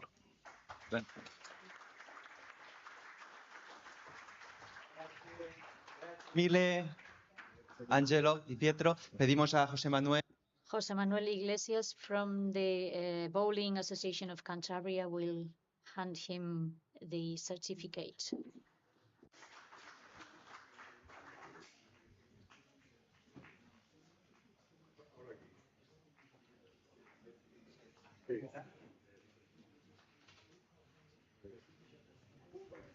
Muy bien, muchas gracias. Thank you very much. Now we will go to the coffee break for 15 minutes. Behind the door, you will have some coffee ready. Two small announcements. We have a problem with air conditioning.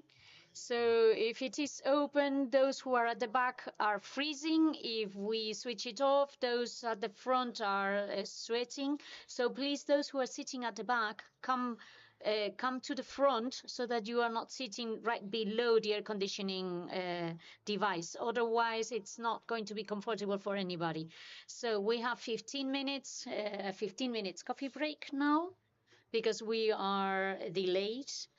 And so take your coffee, take some air outside, and then we will continue. Thank you.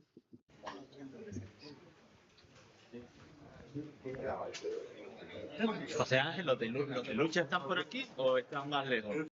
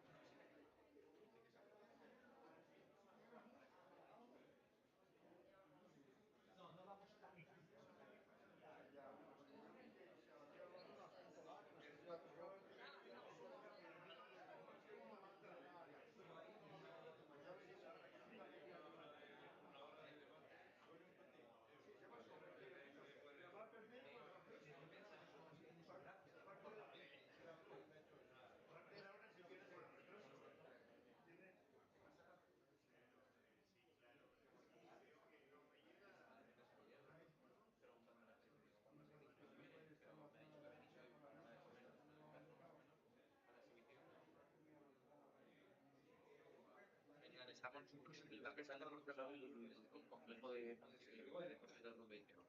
Simposio, hasta ahora del descanso. Hablando de formas y casos. Sí que estamos cuando se llamanos y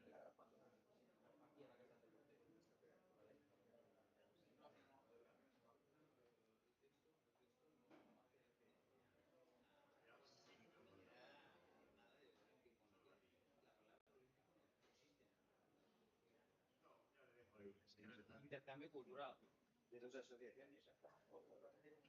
Va a venir señor consejero. No, yo lo declaré, Bueno. Yo te voy a hacer ahora un borrador, solo lo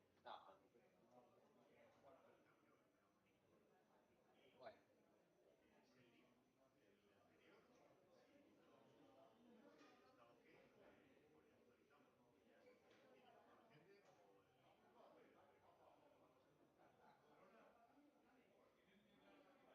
Y luego, si eso está ok, yo cambio el link que tiene todo. Para que no haya problema. Para que se pueda opino este fin de semana,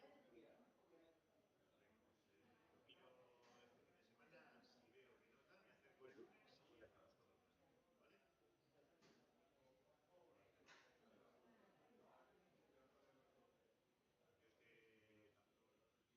Sí. Yo que sí que yo me por lo menos entrar no puesto una reunión de lo que hay, si no hay en ningún lado.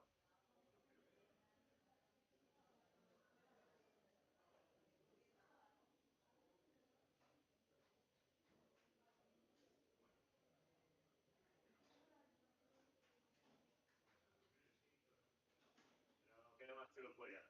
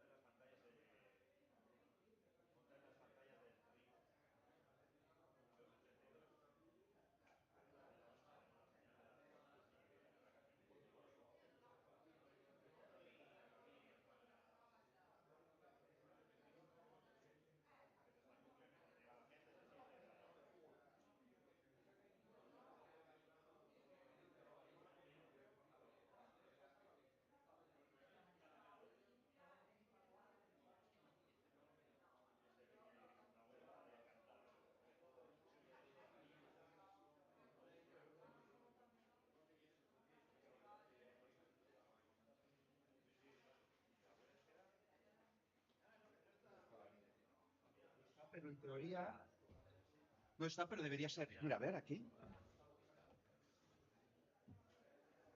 Porque igual lo he metido en este pendiente. No lo sé.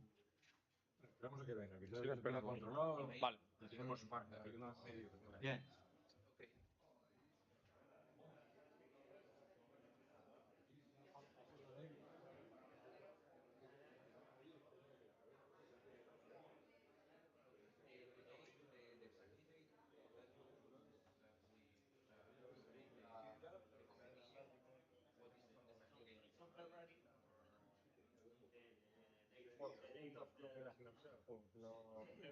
No hay nada de juegos tradicionales y por más que no se quedan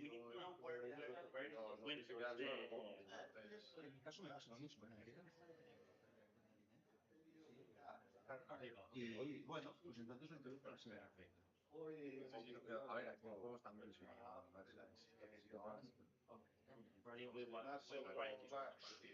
partido porque al final estará comparado. Alguien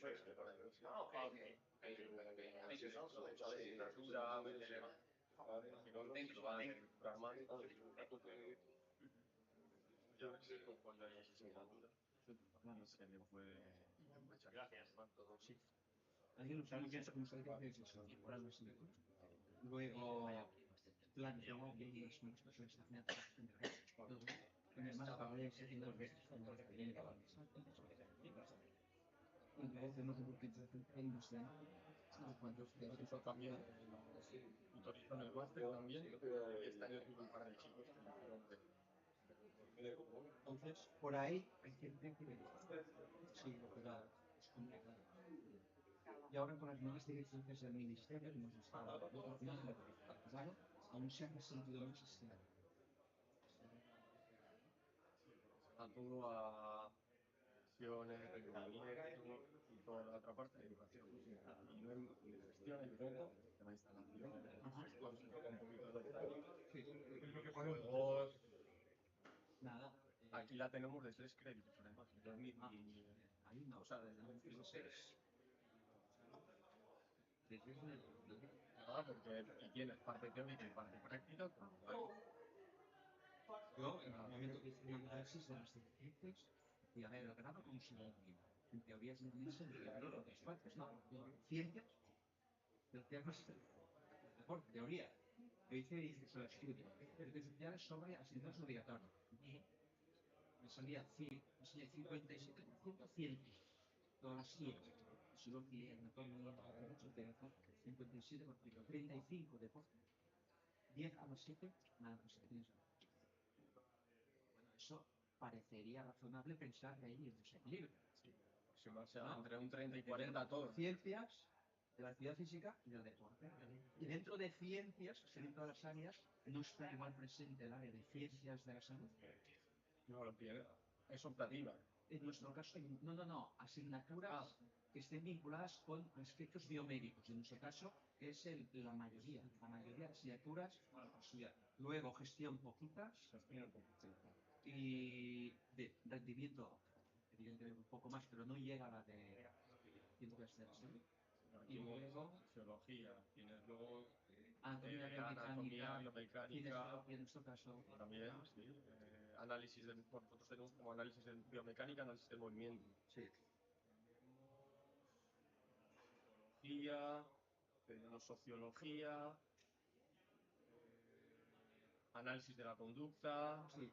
O sea, muchas. Sí. Se queda. Si nos dieran un sitio en blanco, pero neutro, parecería razonable, ¿no? De lo que es específico nuestro es el ámbito. Es el deporte. Eso se estudia en otros sitios. Y a partir de ahí, cómo se aplica, ¿no? Desde ahí, cómo se interpreta, si se quiere, en este caso. Hay un poco dispar. Y teníamos 4 asignaturas que se redujeron a 3. Teníamos expresión, ahora recuerdo, también tenemos ciencias de la naturaleza, y teníamos una que se llamaba manifestaciones. Nosotros tenemos esa que tú dices, yo creo que esa es la que tenemos aquí de habilidades gimnásticas, y luego tenemos expresión corporal, juegos en el medio natural, o sea, deporte en el medio natural, y ¿qué otra has dicho? Expresión, naturaleza, juegos y hay culturales, manifestaciones en el comercio. Tenemos gimnasia de natación. Y juegos activísticos. Está de tres. Tenéis asignaturas de tres. Tenemos asignaturas de tres, porque natación es de tres. Y atletismo hacen tres de lanzamiento, tres de lanzamiento y salto y tres de cargas. Claro, tienen así dividido en dos asignaturas. Bueno, más yo porque tienes que subdividir un post, tienes que en temas como han hecho allí las instalaciones, claro, tendrán que justificar desde el grado de deporte que se han hecho esas instalaciones que veis todos los días saltando o lanzando, que veis algo corriendo o... Sí, hay esa lectura estratégica que van siempre pues, si tú tienes un presupuesto y luego tengas que justificar y demás. Este año y lo estuve mirando. Justo me había la primera reunión que hice con vosotros hace 3 meses o así y estuve hasta esto, es decir, lo quiero por la tiro de línea, por deportes tradicionales y demás, y al final va a hacer por estas psicológicas por su calidad de vida. Enfocados de la educación física, la protección de tirar la educación física, la calidad de vida posterior, un poco por ahí. ¿No? La tesis, sin empezar, a lo mejor en 15 días tiro para otro lado. Muy bien. Muy bien. ¿Te gustó? Sí. ¿Perdón? No, es que yo tengo que de vez en cuando tengo, porque si no nos vamos, nos toca hacer de mano. Información de un proyecto que hacer. Sí, no, claro, exacto. Y muy coherente. Bien. Fíjate. Agora, isto é que estamos a pedir. Era para pôr na pasta, mas como chegamos, sí. Esa para pasta distribuida. Creo que sí, pero preguntaron. Pablo viene de la Universidad de Coimbra. Coimbra. Y él, Roberto, de la Universidad de aquí. Su placer. Y él está coordinando desde su universidad, está coordinando proyectos de ellos. Ajá.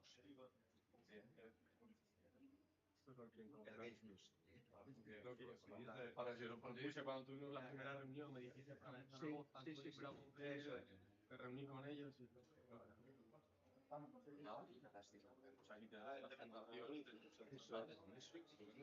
voy a hacer un segundo para la segunda parte.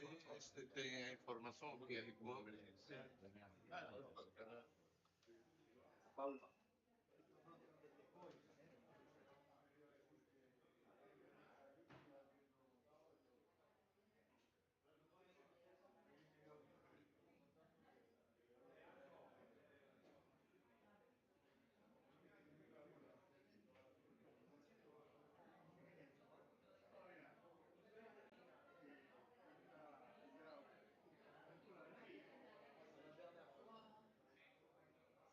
Iba a hablar con este a ver si le puedo abrir la salida de su. Hola, hola, hola, hola, hola, hola. Hola, hola, hola, hola. Hola, hola, hola, hola. Sí, un, dos, un, dos, un, dos. Hola, hola, hola, hola. Está a tope el volumen aquí.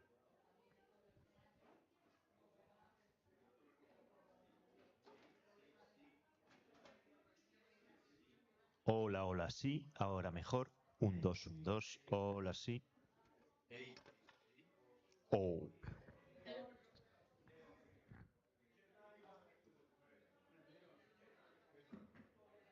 Teóricamente mañana, pero da lluvia.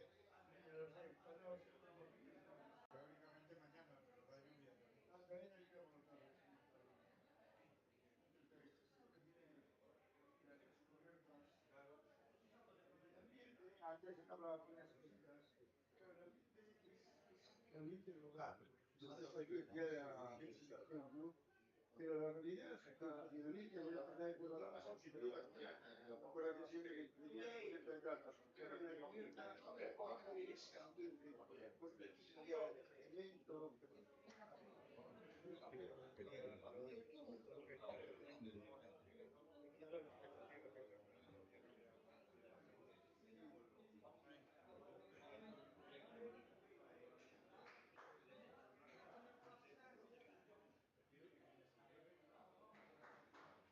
además es que la consecuencia de que a la hora de empezar y hasta llegamos con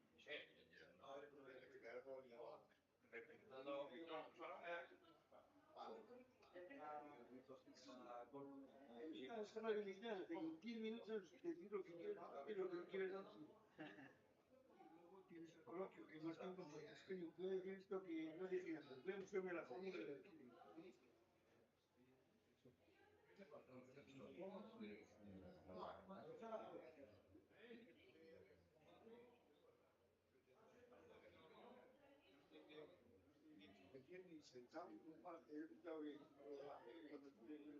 la cabeza.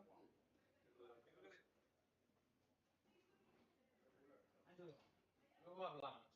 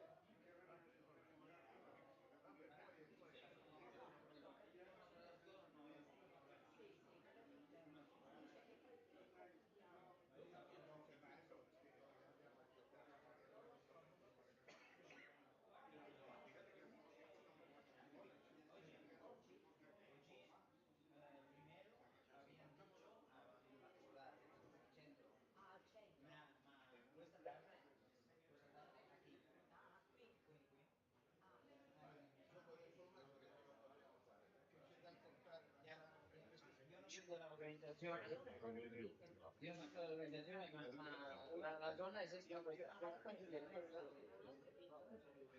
habéis traído un caso. Pero si quieres, nadie se puede atrever a ningún lado, ni árbitros, ni jugadores, ni nadie, porque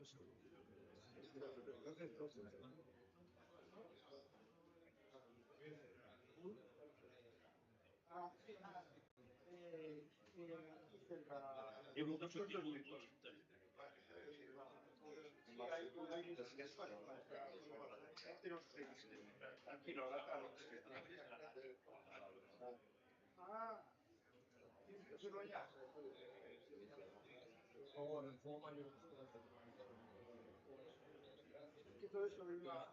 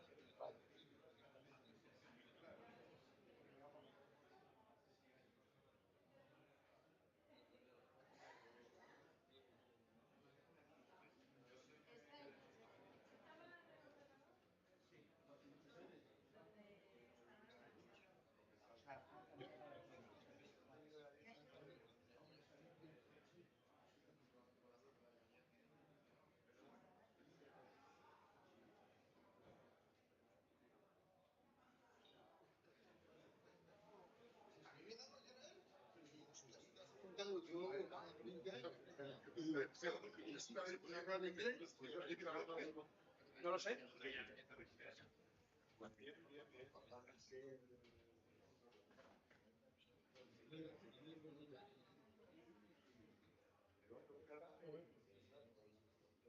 Pero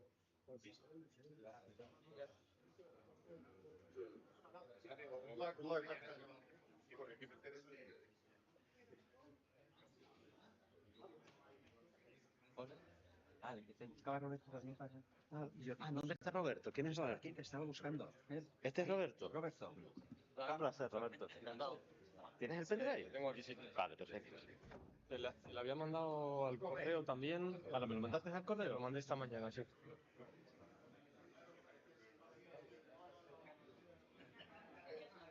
Pues sí, Sí, es el segundo. Están aquí.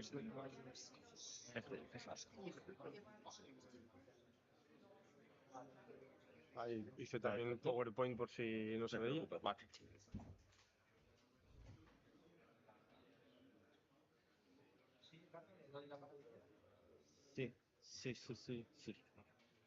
Dame un segundo.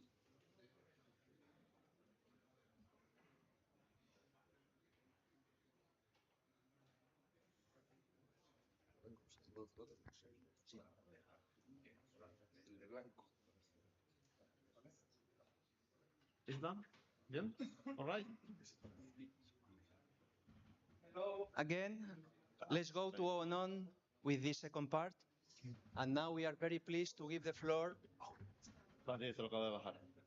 to our colleague, our friend, István Buray, from this organization, TestBest Foundation from Hungary. So thank you so much.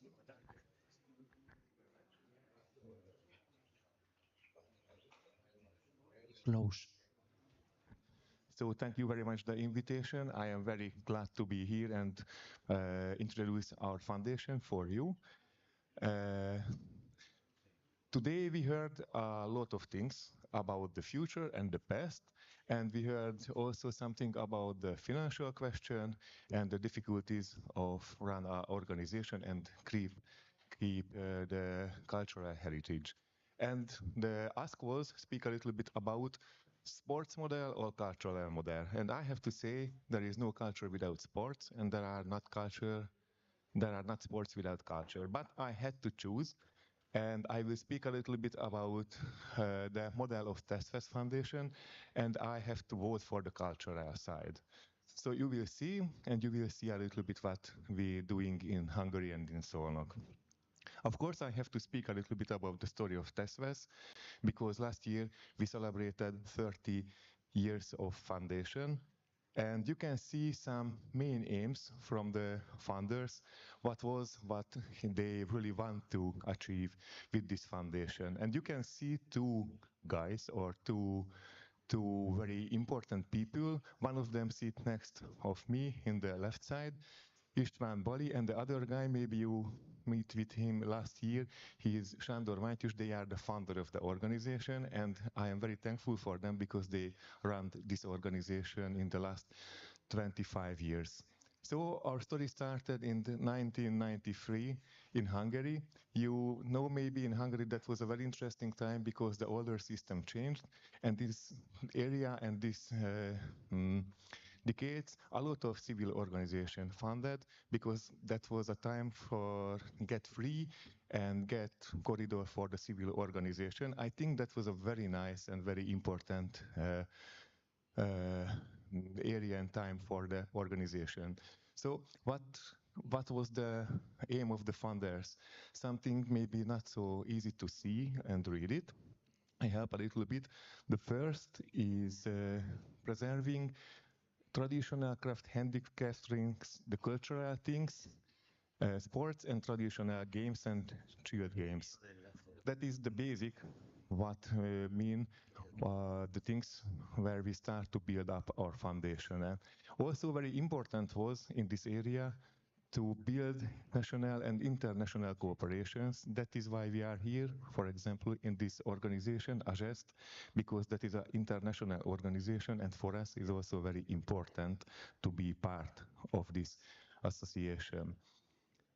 Of course, the cultural traditional things are very important for us, and we try to encourage the youngsters, the families, the peoples to save it and be part of this movement.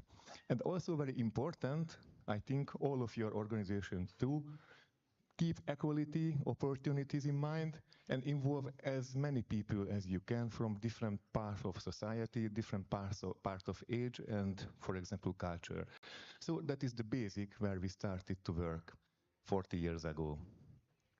And when I prepared myself for this presentation, I had to thinking about what we are doing exactly, what is the main things where we are working, and what are our aims in nowadays.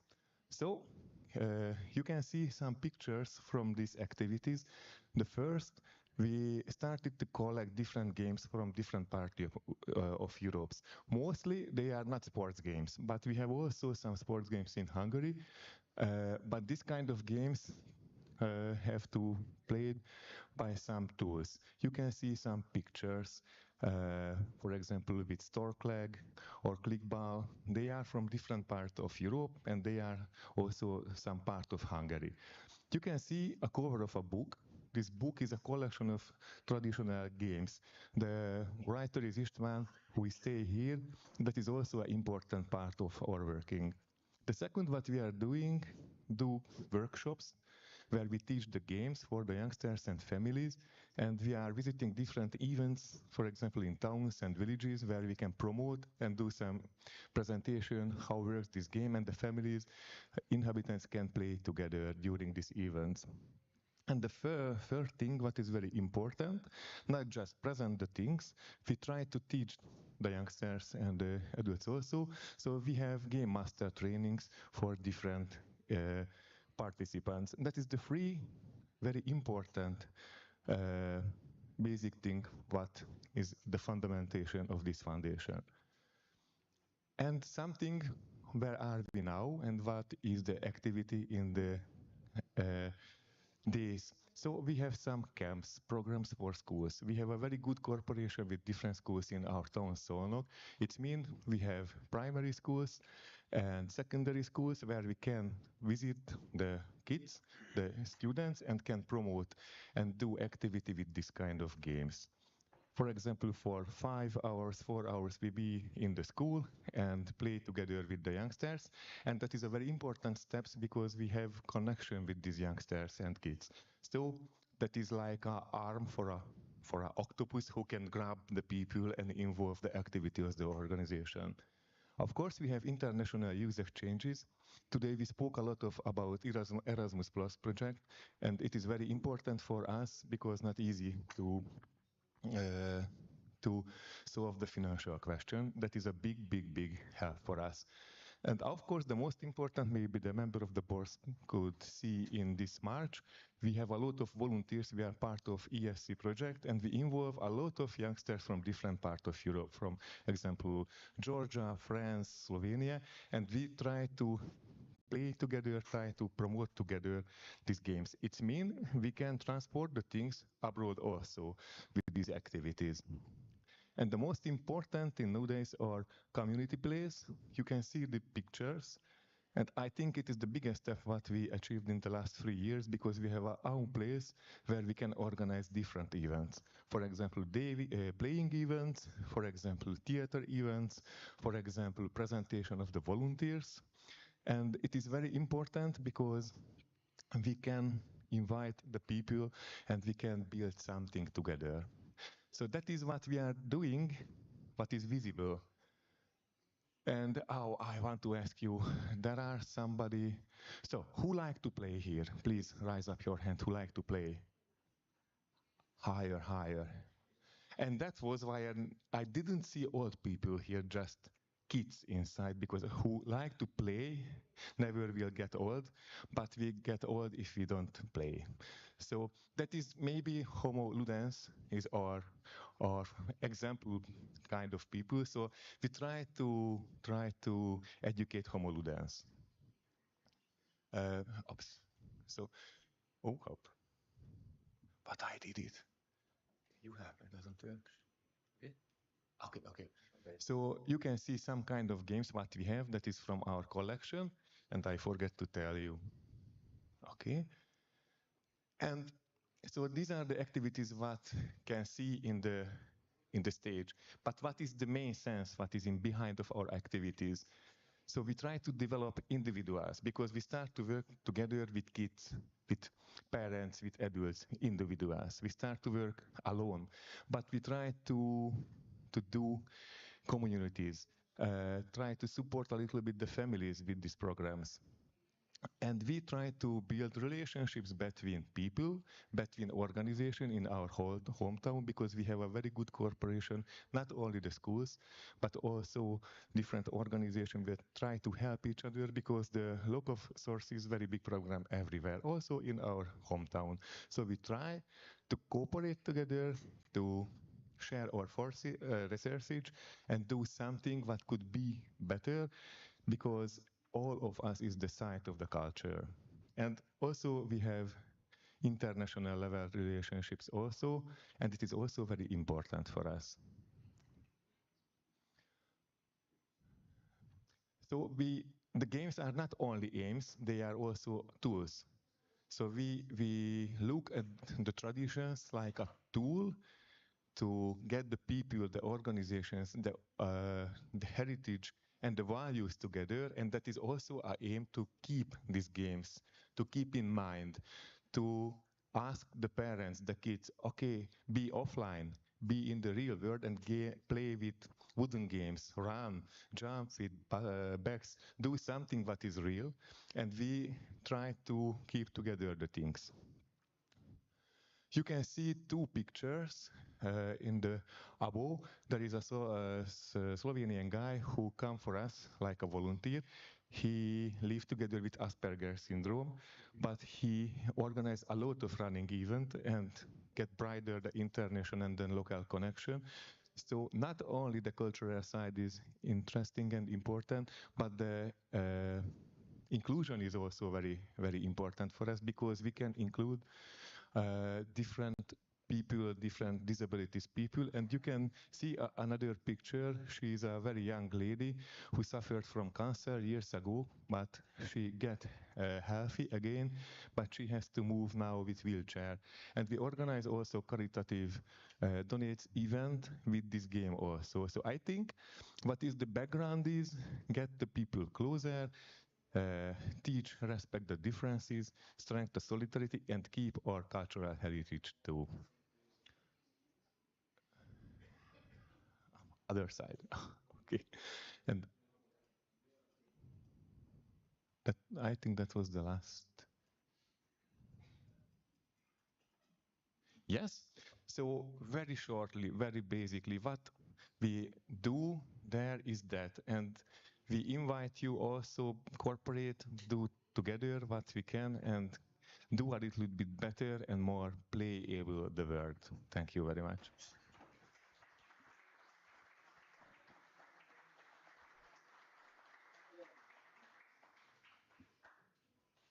Juan Antonio Menaba, Jesús.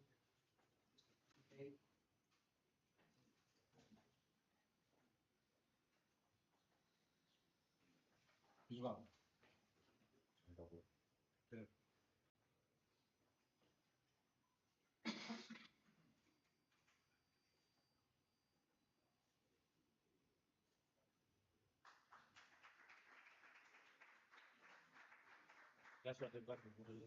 Y damos la palabra a la última intervención de Roberto. Now we're going to hand the floor over to Roberto, the last presentation of the day. Roberto Cabielles represents the foundation and also the Atlantic European University in Santander. Hello, everyone. As Per has said, my name is Roberto Cabielles. I'm a professor at the Atlantic European University here in Santander, and I represent today the Cantabrian Bowling Foundation. Today we're going to be talking about the bowling games and sports in Cantabria and the difference between competition and tradition. Well, this is the agenda of what we are going to be talking about. First of all, this is a historic and traditional topic we are dealing with. So let's ask ourselves what the origin of bowling is. bowling comes from the center of Europe. All the pilgrims from the center of Europe that took the different routes to Santiago left us the Leonese bowling game, the 4 different varieties in Cantabria, the different variety cuatreada they have in Asturias, and so on. That would be the origin, and that is the most solid tradition. But the goal is the most important thing. People played out of fun. In every town in Cantabria, there is a bowling lane next to the church or the bar. Bowling was always a way of socializing, of including everybody, men, women, children, older people, etc. As far as the concept is concerned, you all know about this. There is a legal difference in the law regulating the secondary education, and there is a difference between traditional, local, and popular games. This is the definition by Cañizares and Carbonero in 2016. We can define these 3 terms. They are similar, but they have small nuances.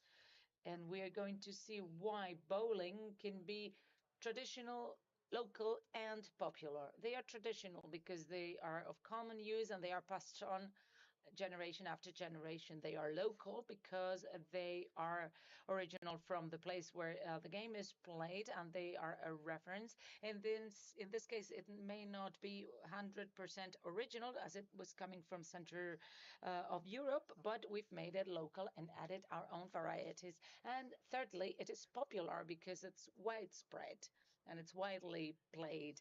This term popular, we should be careful when mention it, because, well, if we say the most popular, which is the most popular game, we would say football. But in Cantabria, we can say that bowling is one of the most popular sports.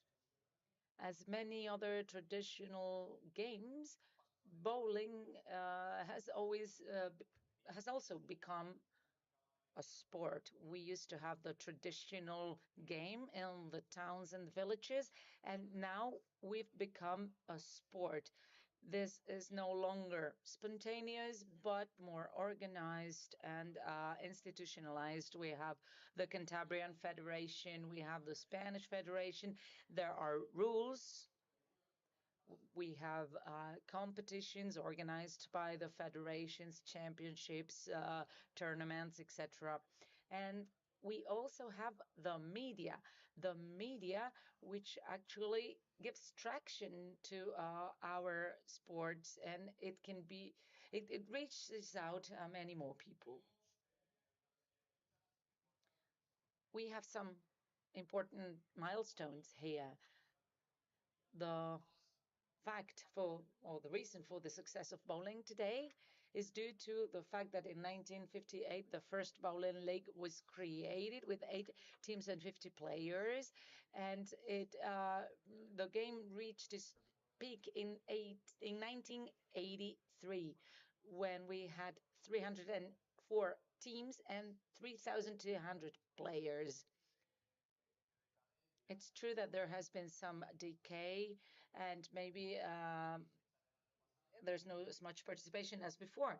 But last year we had 267 teams, 2,100 players, but all varieties together accounted for 3,000 competitions and games.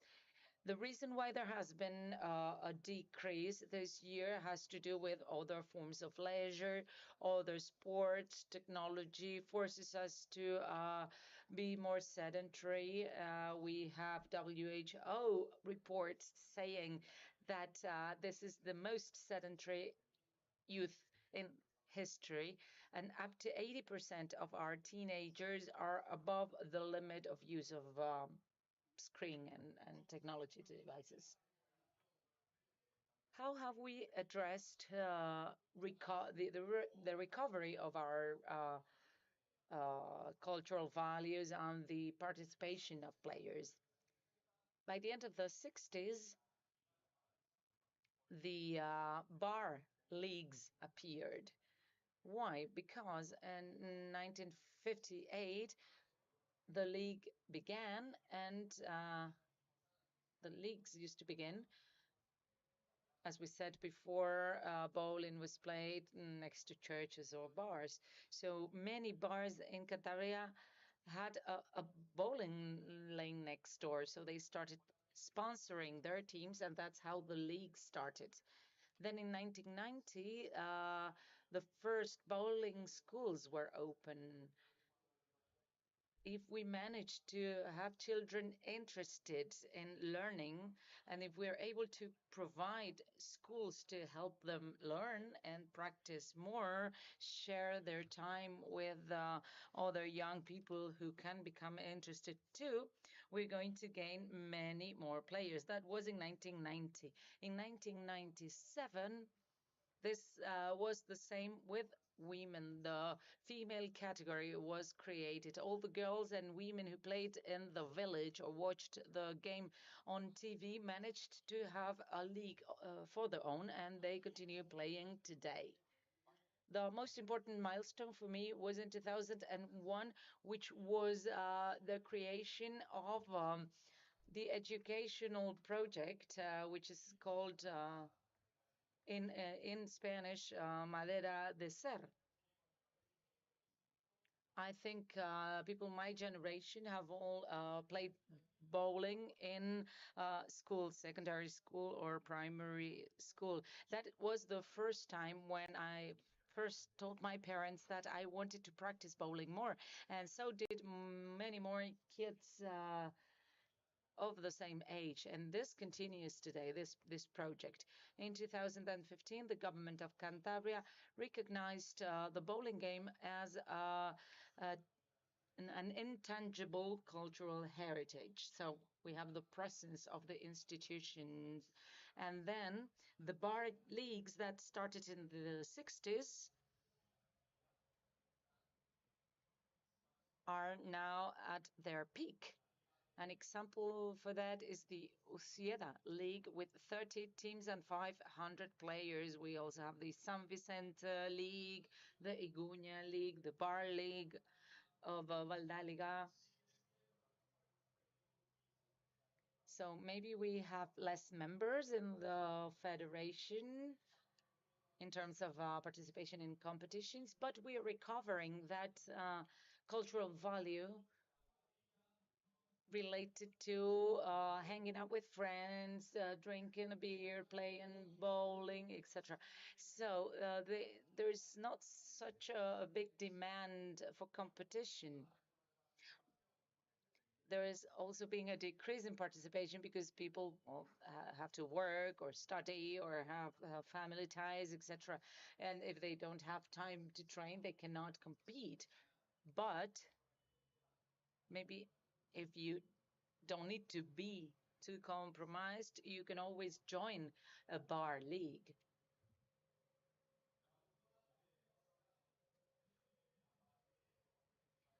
We have spoken about the educational component, that educational value of having fun, playing bowls together with our friends and our neighbors.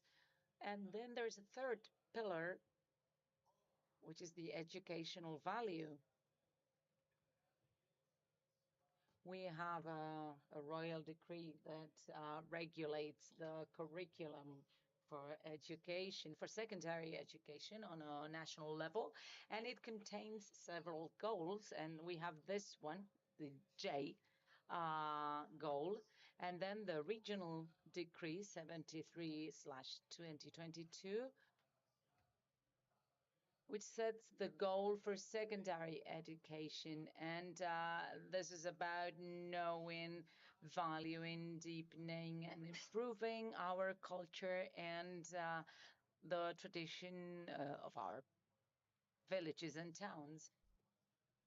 Finally, we have talked about cultural value, sports value, and educational value. If we want the bowling game to succeed, there has to be some feedback between these three terms.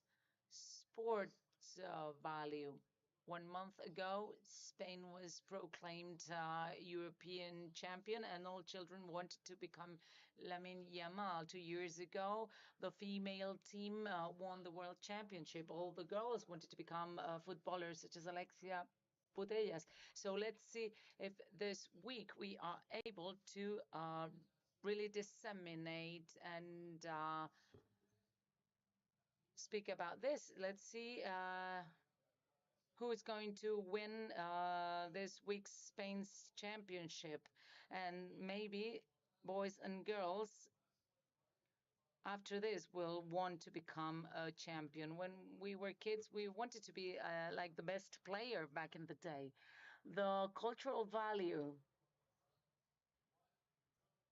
as we said before, not everybody can play bowling because they don't have the technical capabilities or they have a job or a family. So bowling for these people is a way of having fun. So playing next to the bar where I spend time with my friends, etc. That is the cultural value that we have to preserve, which is as important as the sports one. And finally, I am a physical education professor or teacher, and we need to increase mobility in our children. But as teachers and as Cantabrians, we have the responsibility to keep and spread our traditions, and bowling is one of them. Why? Well, we have a plan to promote healthy school breaks. So we can use bowling lanes in schools to promote bowling among school children. And we may have children getting together and building teams to compete with one another. So we can promote this cultural value in the schools. I will give you my personal example. That is why I like bowling so much. I have met all three items here. I have played the sport. I have played in school, and I have played in my village. I used to go to the beach, and then in the evening I would go to the bowling lane, and I would play with my friends, with boys, girls, supporters, the players in the bars league. So this is something that really permeates, and it's a culture of value that you take forward. And finally, the educational value. The first time I joined this Madera de Ser program, I was taught that there was this game. So I was able to not just play with my friends in my village, but also compete on a more professional way. Thank you very much for listening. Muchas gracias, Roberto. Pues Thank you so much. This time it will be me. Congratulations.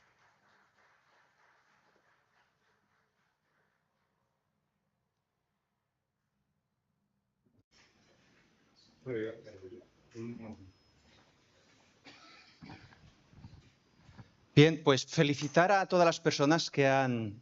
So I would like to congratulate all the speakers because we wanted to show you several possibilities, models, different ways of understanding what it means to speak about traditional games and sports, their future, different ideologies. I think this goal has been accomplished. And now we are about to begin the second part where you are all invited to speak. Some people have put their thoughts in writing, You all have the floor, but it's very interesting also to go through all the thoughts that you have put in writing. So from this moment on, each of you will have 2, 3, 4 minutes tops, and you will have the floor. So we are going to pass the mic to whomever wants to speak. Good morning. Thanks very much, Yurena. You really made my day. Thank you very much. My name is Fernando Maestro. I was born in a small village in Zaragoza called La Almunia de Doña Godina, and fruit is our major business there. We have trees, and well, trees have to be cut, have to be felled, and the branches, they have to be trimmed, and the branches that don't bear fruit are eliminated. So we have more and more fruit, extraordinary fruit. But what happens if we cut off the roots? The tree dies and we no longer have fruit. And the problem is that I have already eaten a lot of fruit, but my children and grandchildren will never have the chance to taste it. That is the first reflection. Secondly, I have the honor and the privilege to be one of the founders of this European association. Since I come from a small village, I have a certain mindset. But thanks to my colleagues, I was able to verify that there are two things, the cultural one and the sports one. I went to this village whose economy was based on nature tourism, and people would do kayaking as in the Seja River. If you are thinking of the canoe or the kayak, you can see that they have 2 rows. So I understand that traditional games have 2 rows as well. On the left, and of course there's a political connotation here. On the left, there was a culture, the identity, the information, etc. On the right paddle or row, there was sportization, festivals, organizations, etc. So what is happening as things develop? And I have seen it with my own eyes in the last 2 years, which I have been retired. If you only paddle with the right row or the right paddle, the kayak turns. And the problem is not that it's turning. It can be fun. The problem is that it doesn't go forward. So either we row with both paddles or this will not work. And a final thought. I want you all to ask yourselves something for which I already have an answer. What would the right paddle do without the left paddle? Thank you. Muchas gracias. Thank you very much, Ángel. Hola, buenos días. Good morning. My name is Ángel Gómez Navarro. I'm the director of Traditional Sports School. And I would like to introduce you a question very briefly that we have been reflecting on in the school. And I have brought 2 samples. We, in our school,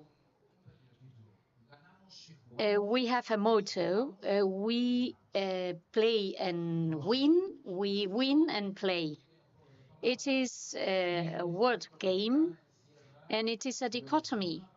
On one hand, it explains that traditional games, as we have said and heard many times, are intangible cultural heritage of the peoples. And in the first part of the sentence, we win and play is the one that stresses the cultural aspect. We go to the streets, if there is a street. In some places, there are no streets anymore in small villages. And we win all together. There are no winners, no losers, as some of you already mentioned today. We play because it's fun. And it is not, there is no compulsory aspect. If I grow tired of it, I go home. And the others continue playing without me. There is no problem in that. The different elements that we use in the game are not important because every village, every group brings to the game the elements that they have at their disposal. And in this way, the game can survive. We don't kill elements by standardizing them by the spotization. Sometimes spotization kills the cultural element. The second part of our motto is we play and we win. The important thing is to win. And therefore we need rules of the game. We need to standardize the elements. We forget about the cultural aspects of the village or the group that is playing the game. And this is only done to favor competition.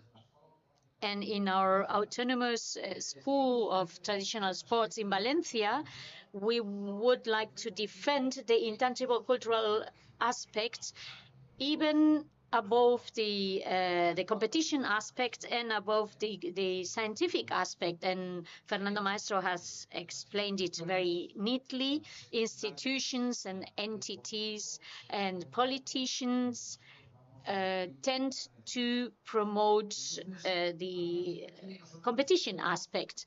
But we would like to defend that we need to play, that we need to introduce singular elements. We need to move forward to organize shows, exchanges, publications that favor the entertainment aspect. And we need also game areas, courts. And I have brought this booklet in which we offer some tools to teachers, school teachers, so that they can introduce these games in the classroom, those games that can be played at school. There are 13 games here that are easily to organize at the schoolyard, taking into account that most of our schoolyards are based on concrete. And so we present ideas how to organize the schoolyard so that children can find those elements that allow them to play. Same as football has the gates. We offer here elements to play to Canut or other games. On top of that, we have developed our board game, our own board game with domino tiles. And we have gathered all the different elements that we have found in our research throughout the years. We have put them together, and we are preparing a permanent exhibition in the castle of our village. So with these elements, we have prepared this game domino. And if this afternoon we can find some boards, you will be able to play. So in our school, we are in favor of the cultural aspect, of the teaching aspect. And this is what we would like to give value, because this is our heritage and we don't want to lose it. Thank you very much.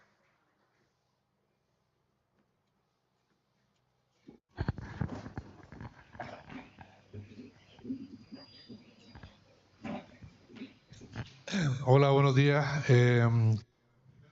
Good morning. First of all, I would like to congratulate the Bowling Federation of Cantabria for the organization of this event. I would like also to thank the board of directors of this organization, because I see that the organization of the assembly has taken a quantitative leap and qualitative leap as well. And I would like to congratulate you because there is one representative from the Canarian Association in this type of event, which is great. I don't want to speak very long, but I'm not going to defend monarchy, sorry. What I really would like to say is I would like to talk about sportization as a tool that we have at our disposal in the Federation.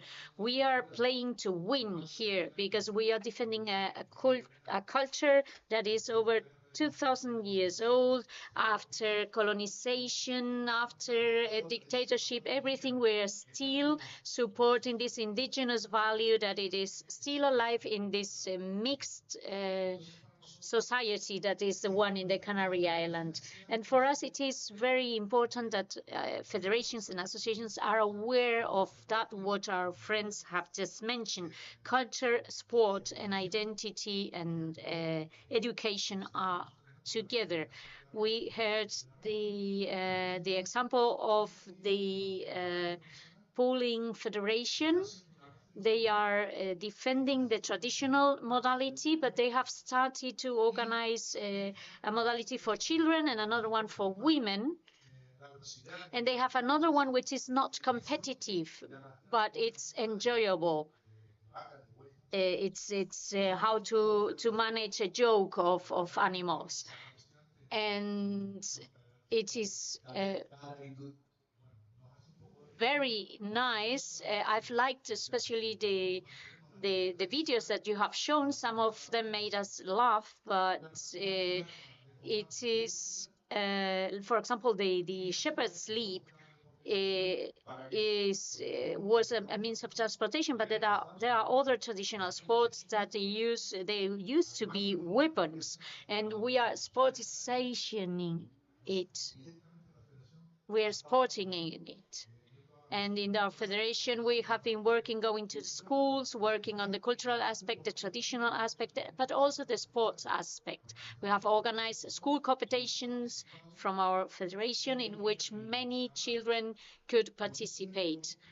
And the criteria, curiously, was to evaluate so that children arrive to the final, because usually, in contrary to what we might think, it's girls who have a better degree of coordination and they arrive at the final, but boys have difficulties, so we had to ponder the results. And this is combined with the traditional way of playing the sport. We are also standardizing the tools, because it's important to reach all possible populations.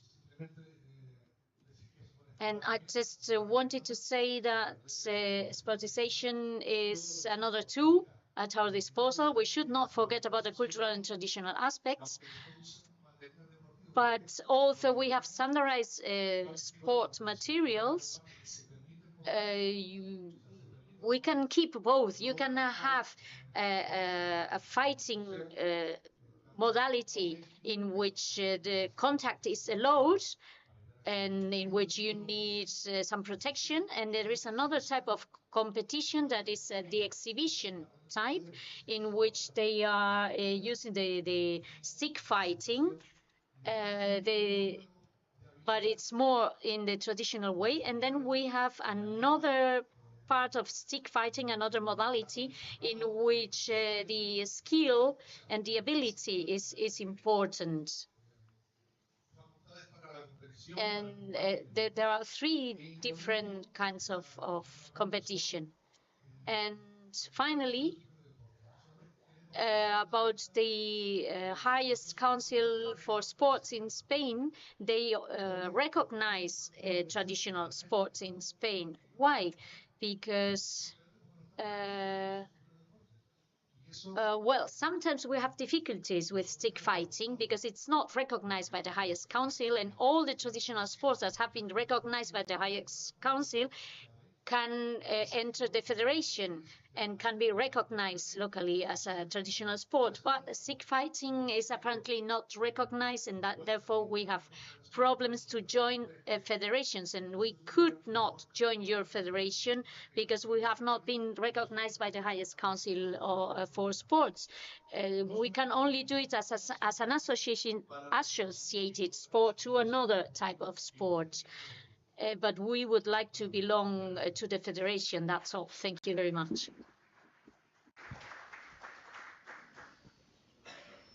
Hola, buenos días. Good morning. Can you hear me?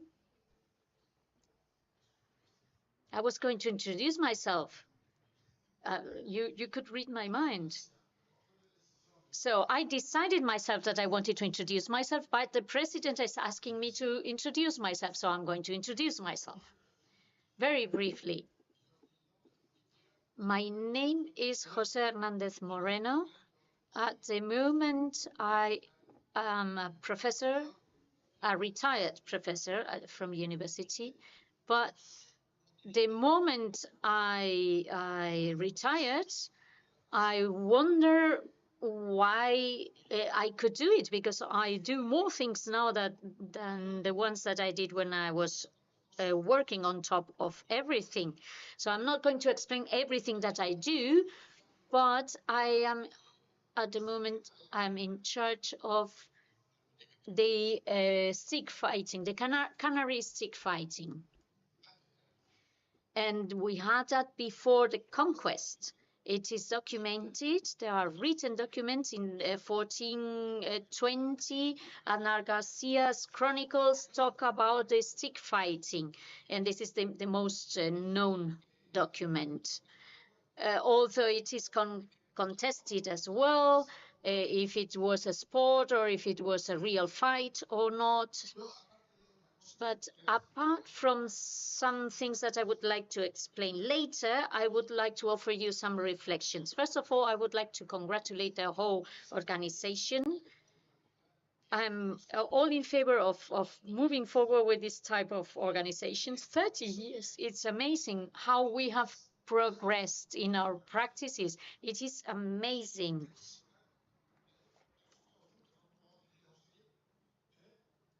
It's you know that we could come here, we have reached this point because we were working together. The progress we have experienced is incredible in every single aspect. Let me mention some examples of this progress.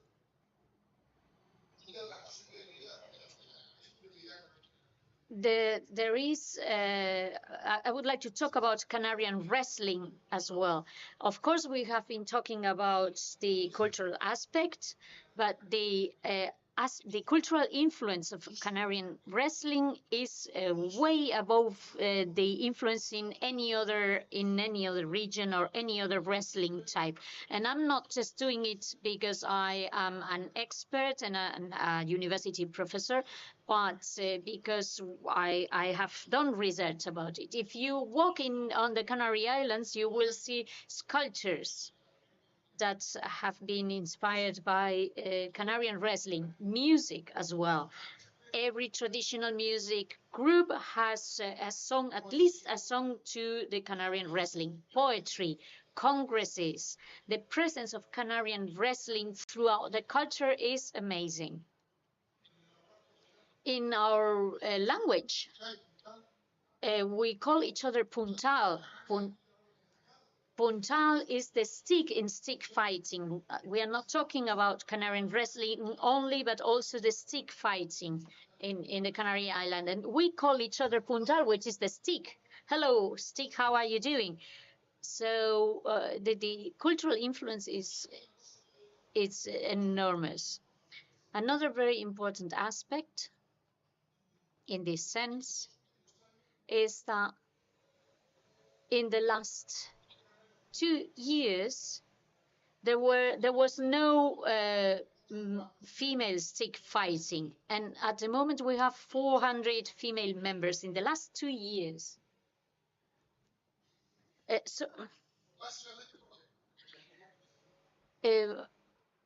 So the interpreter asks for forgiveness because the word for Canarian wrestling and the word for Canarian stick fighting is the same in Spanish. And so I never know when he's talking about wrestling or about stick fighting. Anyway, sorry. So imagine in the last 2 years, we have moved from 0 female members to 400. This is amazing. And why am I mentioning this? Because we need to find our way. We are lost. If we fight against sports and competitions and sportization, and we are going to lose. We don't need to fight against sports. We need to give priority to our parts. We need to fight against video games because that means sitting down. And many things that you experience through video games are not real. They don't promote solidarity, they don't promote the group, and this is something that we need to fight for. We need to fight for the practice. We need to practice all our sports. There are no games from the type of games that we practice, and I'm not talking about video games. I'm talking about motor games. And we are aware that what we need to promote is the motor aspect of the games. And if the motor practices become institutionalized, as long as they belong to entertainment, it's good because we have seen a lot of progress, not just in Spain, but in many countries. Motor practices are very present. And they are being financed and supported. So we need to take more care about explaining those practices, how they are,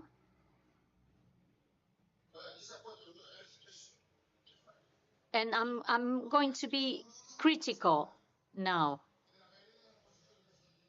Most of the panelists didn't explain how the practice was. They explained about the organization, they explained about the different events, but I didn't understand how to play that game, how the practice is, what are the benefits, what does it require for me to play it. That's the aspect that we need to elaborate on, that we need to insist on. But don't fight against sport and say we are culture and sport isn't. Isn't sport culture? I wonder. Because we are always seeing sports and culture in opposition, and I believe they are not opposed. Sports is culture, and thanks to sports, we were able to develop many, many things. Do you understand what I mean? Do you think that we could have evolved enough without sports? It is impossible for us to evolve and to develop if sport was not there. Many of the technological advancements are due to sports, and we are using them for other aspects of our life. Sport is a good companion for the way, so don't fight against sports. Thank you.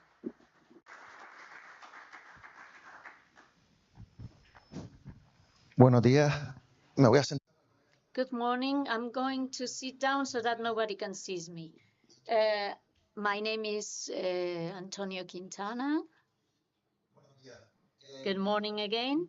Victor Quintana is my name. I belong to the to the stick fighting, the Canarian Stick Fighting Association, and we have incorporated this year to the Federation of Traditional Sport. Our friend Lucho is the culprit. Thank you very much for the organization of this event. I'm going to be very brief. The stick fighting is an agreement among gentlemen who try to play to fight without any physical contact. You must be very, very noble to avoid hitting the opponent and just touching him without hurting him. And that's the base. From then on, you've got many different variations, modalities. We live in a fragmented territory in the African continent. We have 3 stick fighting modalities: short stick, longer stick, big stick. We have different varieties of stick. And we don't know if there is such a variety of sticks in any other place in the world. So the only reason we have in the federation that was founded in 1997 is to preserve and disseminate all these modalities and styles of stick fighting. Therefore, if we entered a competition, I would not belong to this federation, this association, because we cannot promote just one single modality of stick fighting and not the others.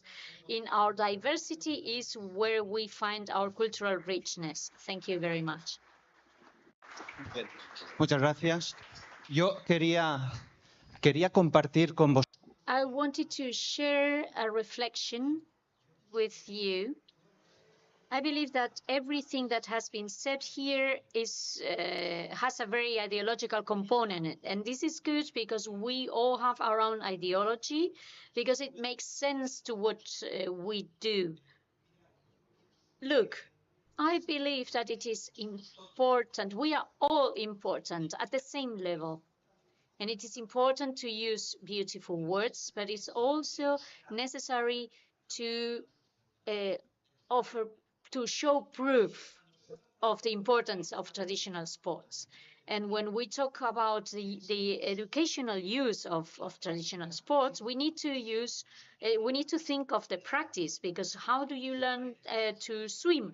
By swimming. So you learn these traditional sports by playing them, but it's not just a practice. It's not just throwing the ball against the pins. We need to transmit also what goes with it, what belongs to it, which is the values. We need to make this activity a significant one. It's not just about exercising muscles. It's about exercising values as well. And how can we do it? By trying to find out which are the values that belong to that practice. And I would like to pay homage to Lucho so that you understand what he did. He wrote his doctoral thesis, his PhD work, and we can use it as a proof. He did a first study analyzing several hundreds of traditional sports on the Canary Islands. And he shows that there are 2 big game families with different objects and without objects. And he shows that both families have an educational potential, a great educational potential. And he can offer proof of it. But this is a theoretical part. Then he goes to the schools and he carries out a practice, an endomotor activity. And how does he do it? Those who know better are outside school. The students need to go with their families to identify places where they can find these objects in different moments in time and throughout the year. So they identify the objects, or they construct objects. Who has intervened there? Not the teacher. The agents that have the knowledge is outside school, but they bring it into the school, and the students teach other students with a very important affective charge. And so other students and teachers from different areas see that there are different initiatives taking place and that are finalized by a real motor activity, by playing. So it was not just playing, it was developing an effective link to the sports and to the objects and to the tradition. And this is what we need, because he did that in a PhD. So it's not just to create a European project of about traditional bowling. We need to organize something that the aim is not the game. The game is the way to better the society by transmitting values. I hope you understood my point. I was using Lucho as an example to promote traditional games on the Canary Islands.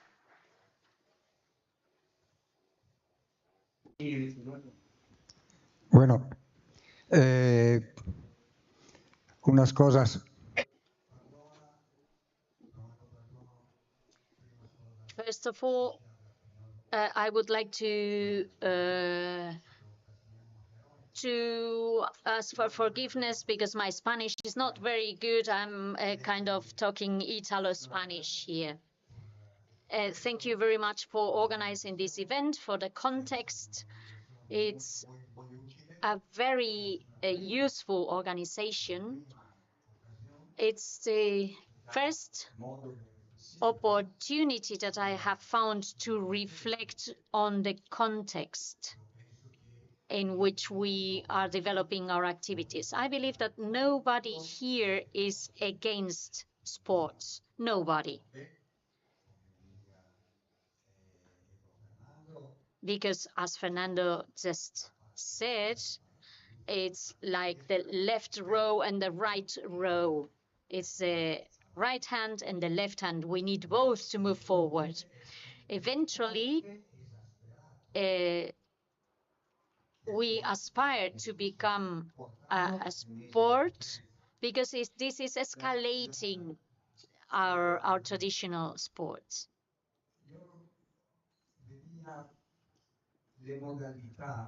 When we talk about different modalities of a sport, and we have seen different examples presented by the different organizations here, these modalities are providing for the context, the cultural context. And everything that has been said today could be discussed and could be put into question from one point of view or a different point of view. For example, standardizing the different game modalities. Well, I am the LIPA world champion, and I see there are different LIPA modalities in Italy. And I go to Barcelona and to Castellón de la Plana and to Croatia and to Slovenia. And in Verona, I play with my rules, with the rules of Verona and with the instruments of Verona. They're clearly from Verona. But if I go to Barcelona, where is the colleague from Barcelona? There. If I go to Barcelona, I play bait. And the cultural change in this case is bigger from my region to Verona than from my region to Barcelona. The modality is very different. And the game there is larger, is bigger. But we can find a solution.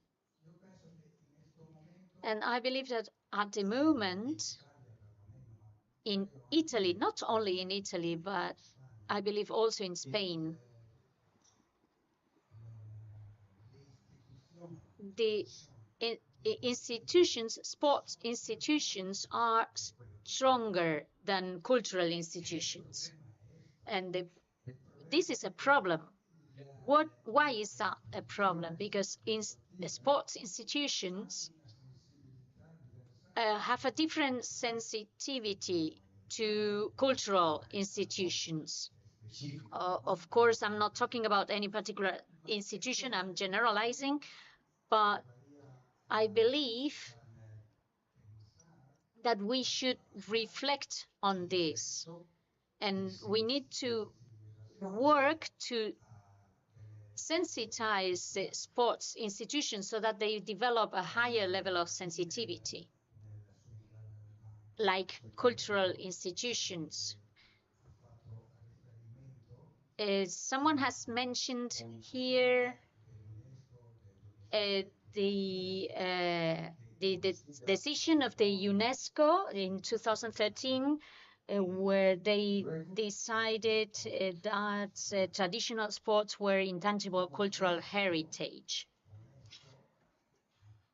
This has allowed all of us to say loud and clearly that my activity is intangible cultural heritage, and it's not me who says it, it's the UNESCO who says it. This is some food for thought.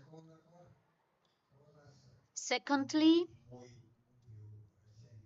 something that's happened recently. In 2022, there was an organization that organizes a festival, and that is called Tocati, has been recognized by the UNESCO because they organize this festival. It became a program. The Tocati program became part of this intangible cultural heritage of the traditional sports. This is giving us value. This project foresees the participation of 5 different countries: Italy, France, Croatia, Cyprus, and Belgium. And this is the structure that supports the program for safeguarding of traditional sports. I believe this is not going to achieve a balance between the sports institution sensitivity and the cultural ones, but it's a step forward. It's a step that starts the way. It allows us to start dialoguing with the institution. And it's not me, it's not Paolo who says that traditional sport is important. It's the UNESCO. It's an international institution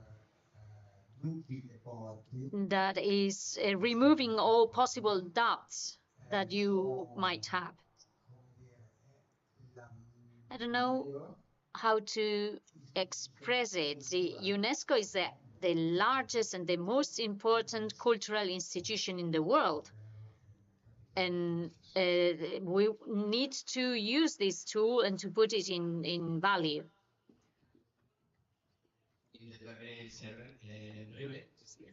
I'm going to try and keep it short. I'm Jose Nieto from the Andalusian Bowling Association. I'm new here, although some of you might know me from other forums.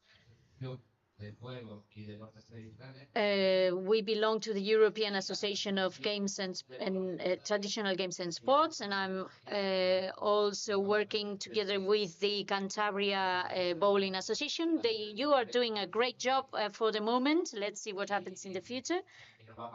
And I think we will remember this event forever. We do remember Nani still. So the experience that we had in our federation requests a new symposium. It's not just cultural and sports model, but Fernando Maestro expressed it very neatly. If we are rowing, we need 2 rows to move forward. and I am in charge of Serranian bowling in the management since 1997. And in my experience,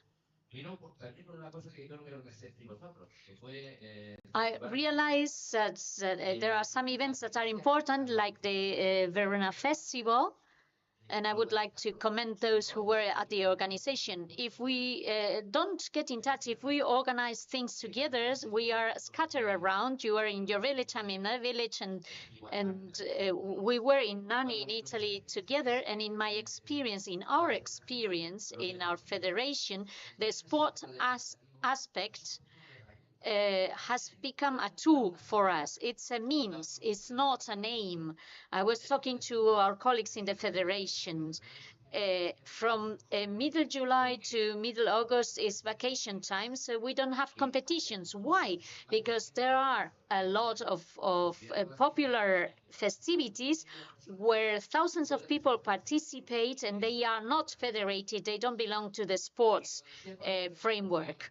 And I would like to stress this because we all are here because we are concerned about losing our intangible cultural heritage. It's what we have inherited from our parents. It's passed on from generation to generation. And the federation means resources for us and visibility. We didn't have visibility before we became a federated sport. And inclusivity. Bowling was a sport for adult males, and it was socially recognized, very strong, but women could not play. And thanks to us becoming a sport, a federated sport, women are now around 40% of our federated members. And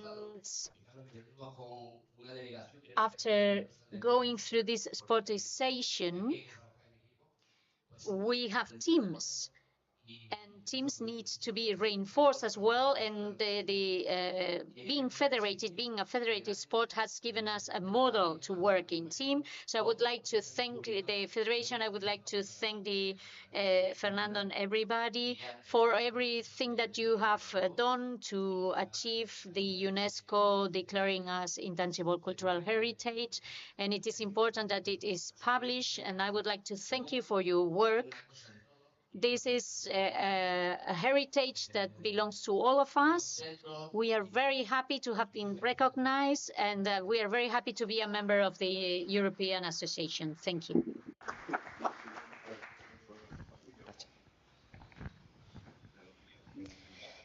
Buenos días. My name is Eleonora Panizzi. Yo hablo poquito español. Perdona, yo hablo.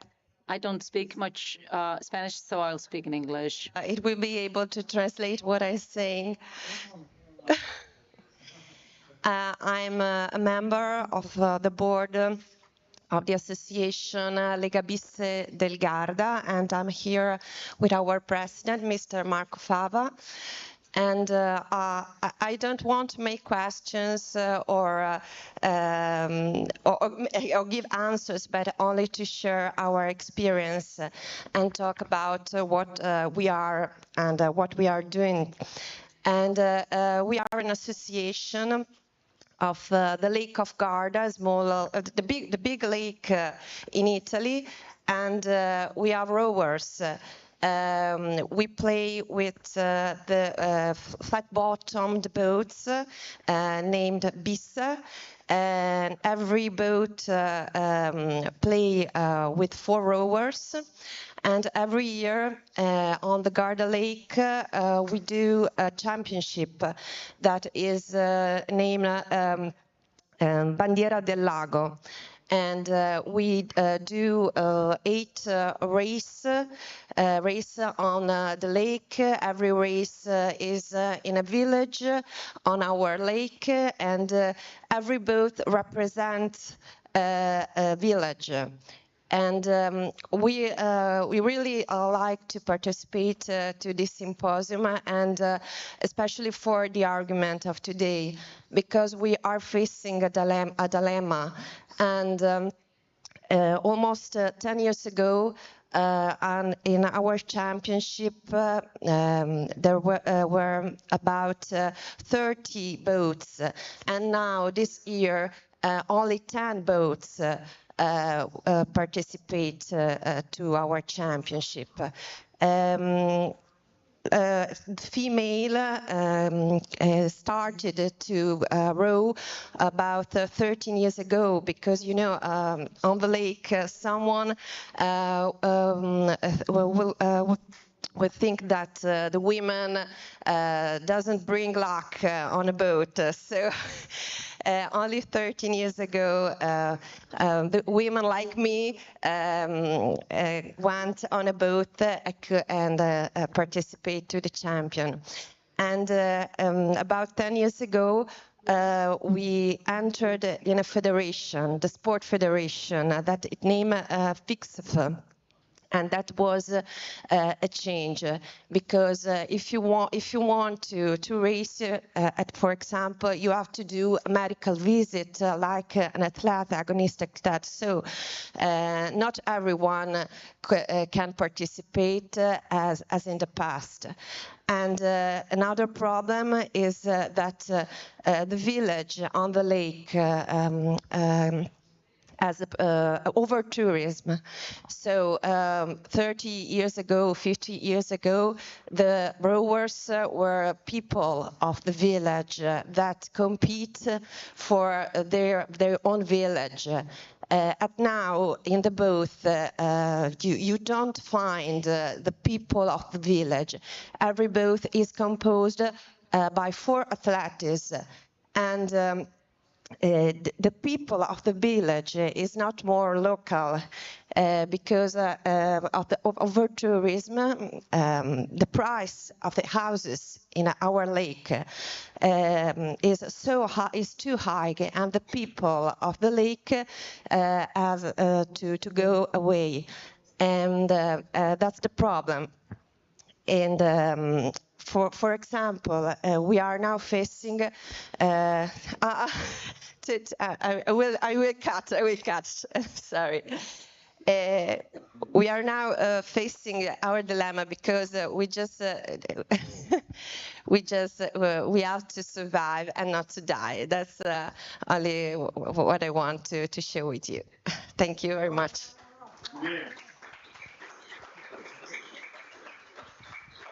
La última intervención de todo. The last intervention in the symposium today is for you. Well, I'm sorry, I'm speaking last. I belong to an association called Seis Consejos in Asturias, and we've been through everything you have mentioned. We were founders of the Cantabrian Federation of Traditional Games and Sports from Asturias. We stayed here for some time, and we founded this federation. Éramos un equipo tan potente. 2 of them disappeared because our team was very powerful that if you win too much, you become the enemy. So the federation was gone, and we reinvented ourselves. And we created a school of traditional games and sports, and this is what we basically do now.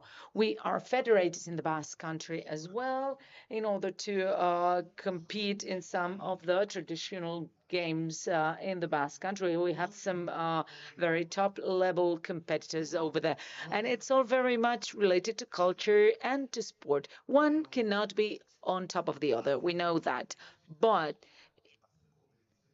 to do sports and to compete, you need cash.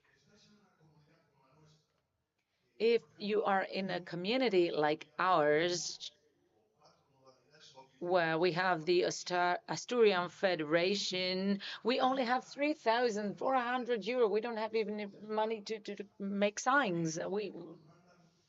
We are not doing great. Politicians are in charge, and depending who is in charge, we work or we don't work.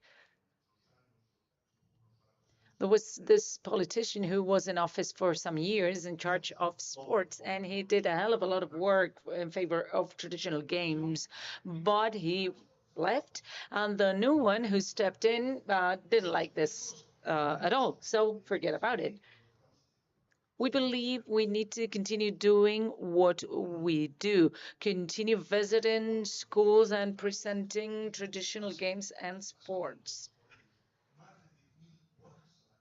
We teach more than 10,000 kids a year. We visit schools, we visit high schools, we even visit sports training schools so that they can bring this forward. But it is a hard job. Many kids ask us, what do I get if I win? And all we say is, you're learning how to play this game. Our motto is we play because we like it.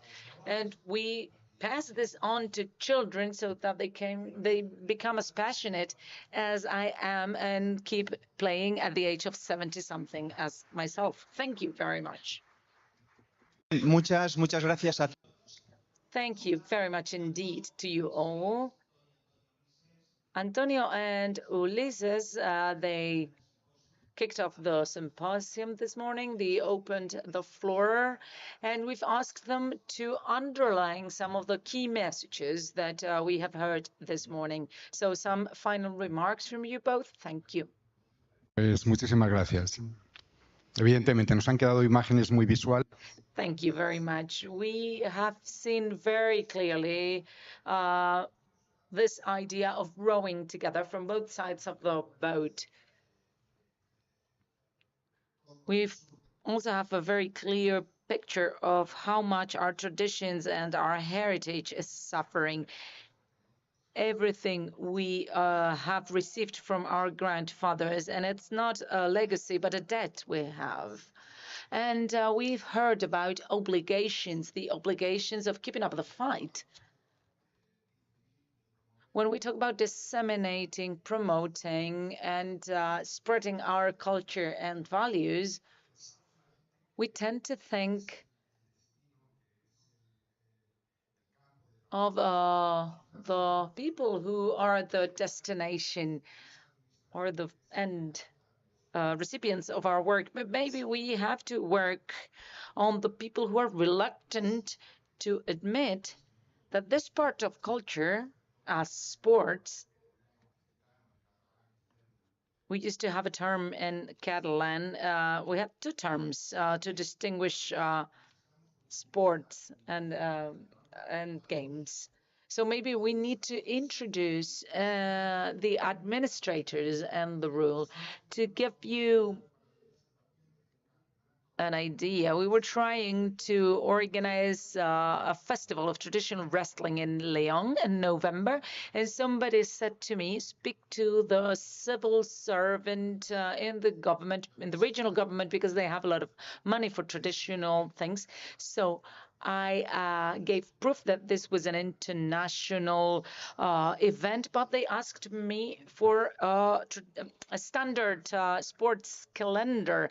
They said, you cannot provide me this, you are not part of this game. So we need to educate and grow together. Thank you so much.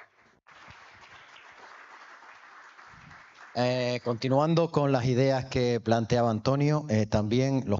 So following on to Antonio's words, the people who've spoken have raised some of the topics that are worth discussing, but also concluding, because we can't discuss for hours and we have our own ideas, but we do believe in something.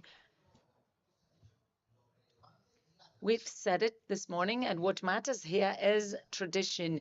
If we lose the nature of that tradition, this will be as any other conventional or universal sport. We are something different with all the nuances, with the different versions of the Lipa and all the other games. If you want to turn that practice into sport, you're going to end up with the standard version of Lipa, which is nothing.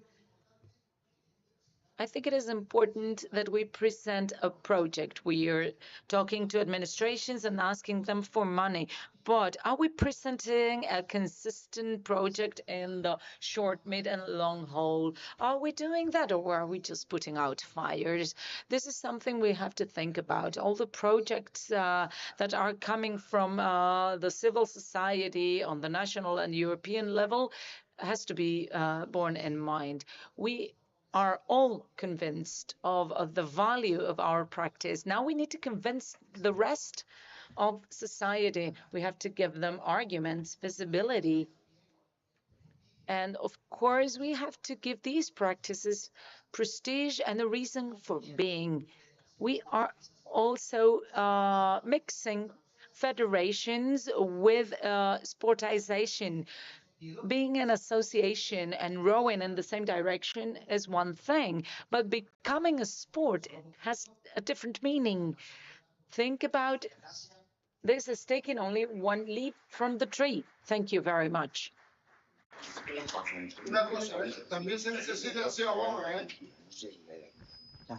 Bien, terminamos ya y pensamos que.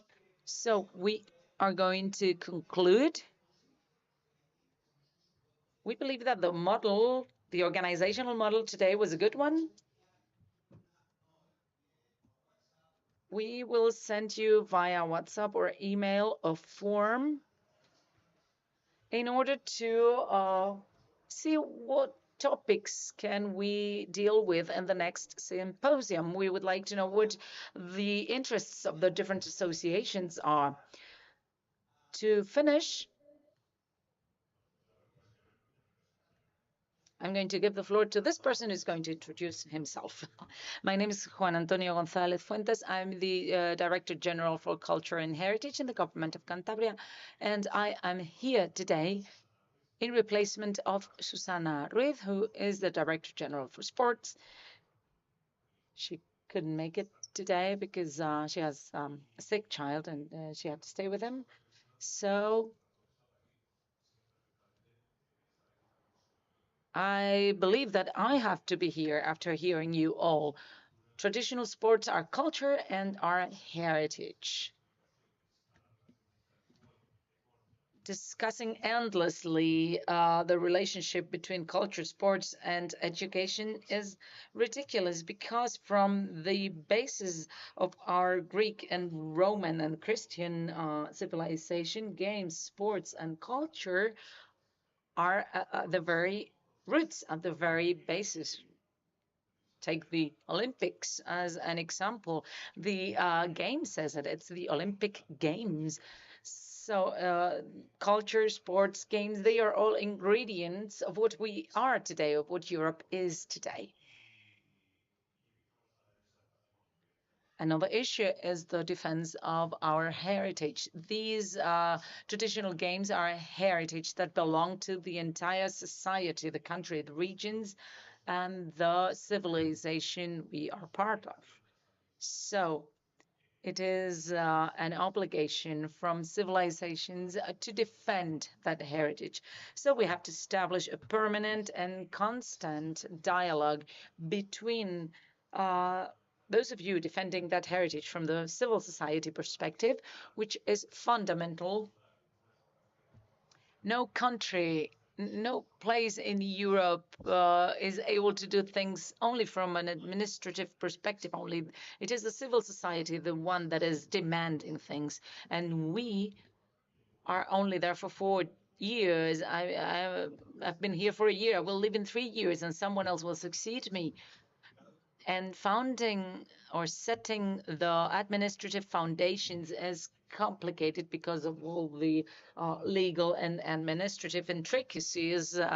It's all very difficult. It's very difficult to move things forward. But unless we do so, we will not progress. So I encourage you to keep up the dialogue with the administrations.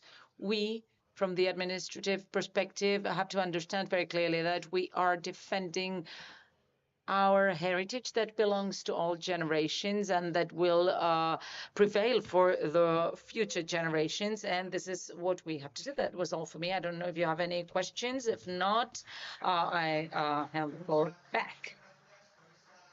Thank you very much for this institutional closure by the government of Cantabria. I would now turn the floor to Jose Angel.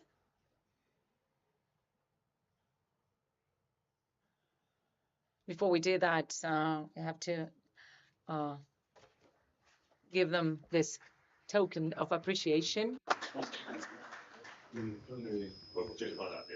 Muy bien, muchas gracias. Le voy a dar la palabra a José Ángel. So Jose Angel is going to give us some practical infos. But before that, I would like to ask you for a big round of applause for the entire team in the Cantabrian Foundation or Federation of Bowling. A big round of applause to the translation service. Thank you so much. Thank you.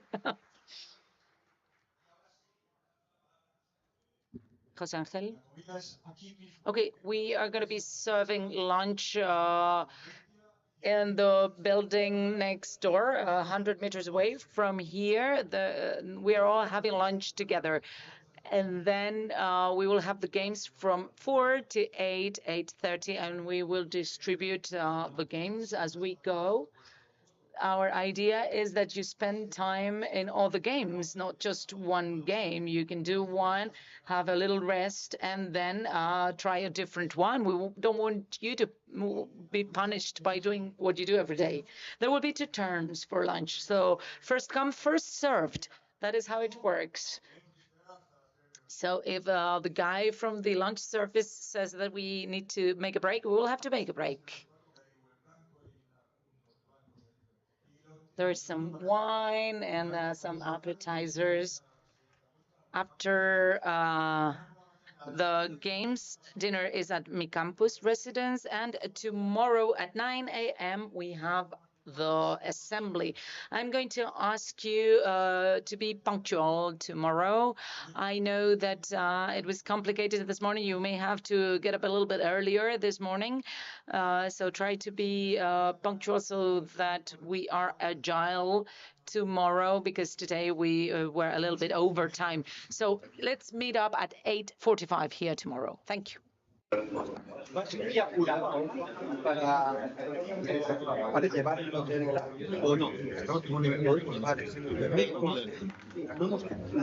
está mi ordenador entonces? Muy bien. ¿Dónde está el ordenador mío? Que estaba aquí antes. ¿Ahí? Joder, me pareció ver una mochila de la tuya. No, yo tenía uno aquí que era fino. Es que estaba ahí donde está. No, ellos dicen el chico de aquí lo... Disculpa. Yo estaba a las 8:10 en la cola. Que cola ayer para entrar y cola hoy para tomar un café. A las 8:10, no, pues eso digo que la puntualidad sí, pero es que si desayunamos, fuimos a pero sí, pero que no se fuera algo muy, un desayuno normalito. Ahí está. Sí, lo de ya se me ha quedado por tu abuelo. No, ni de ustedes ni de nadie. Está uno.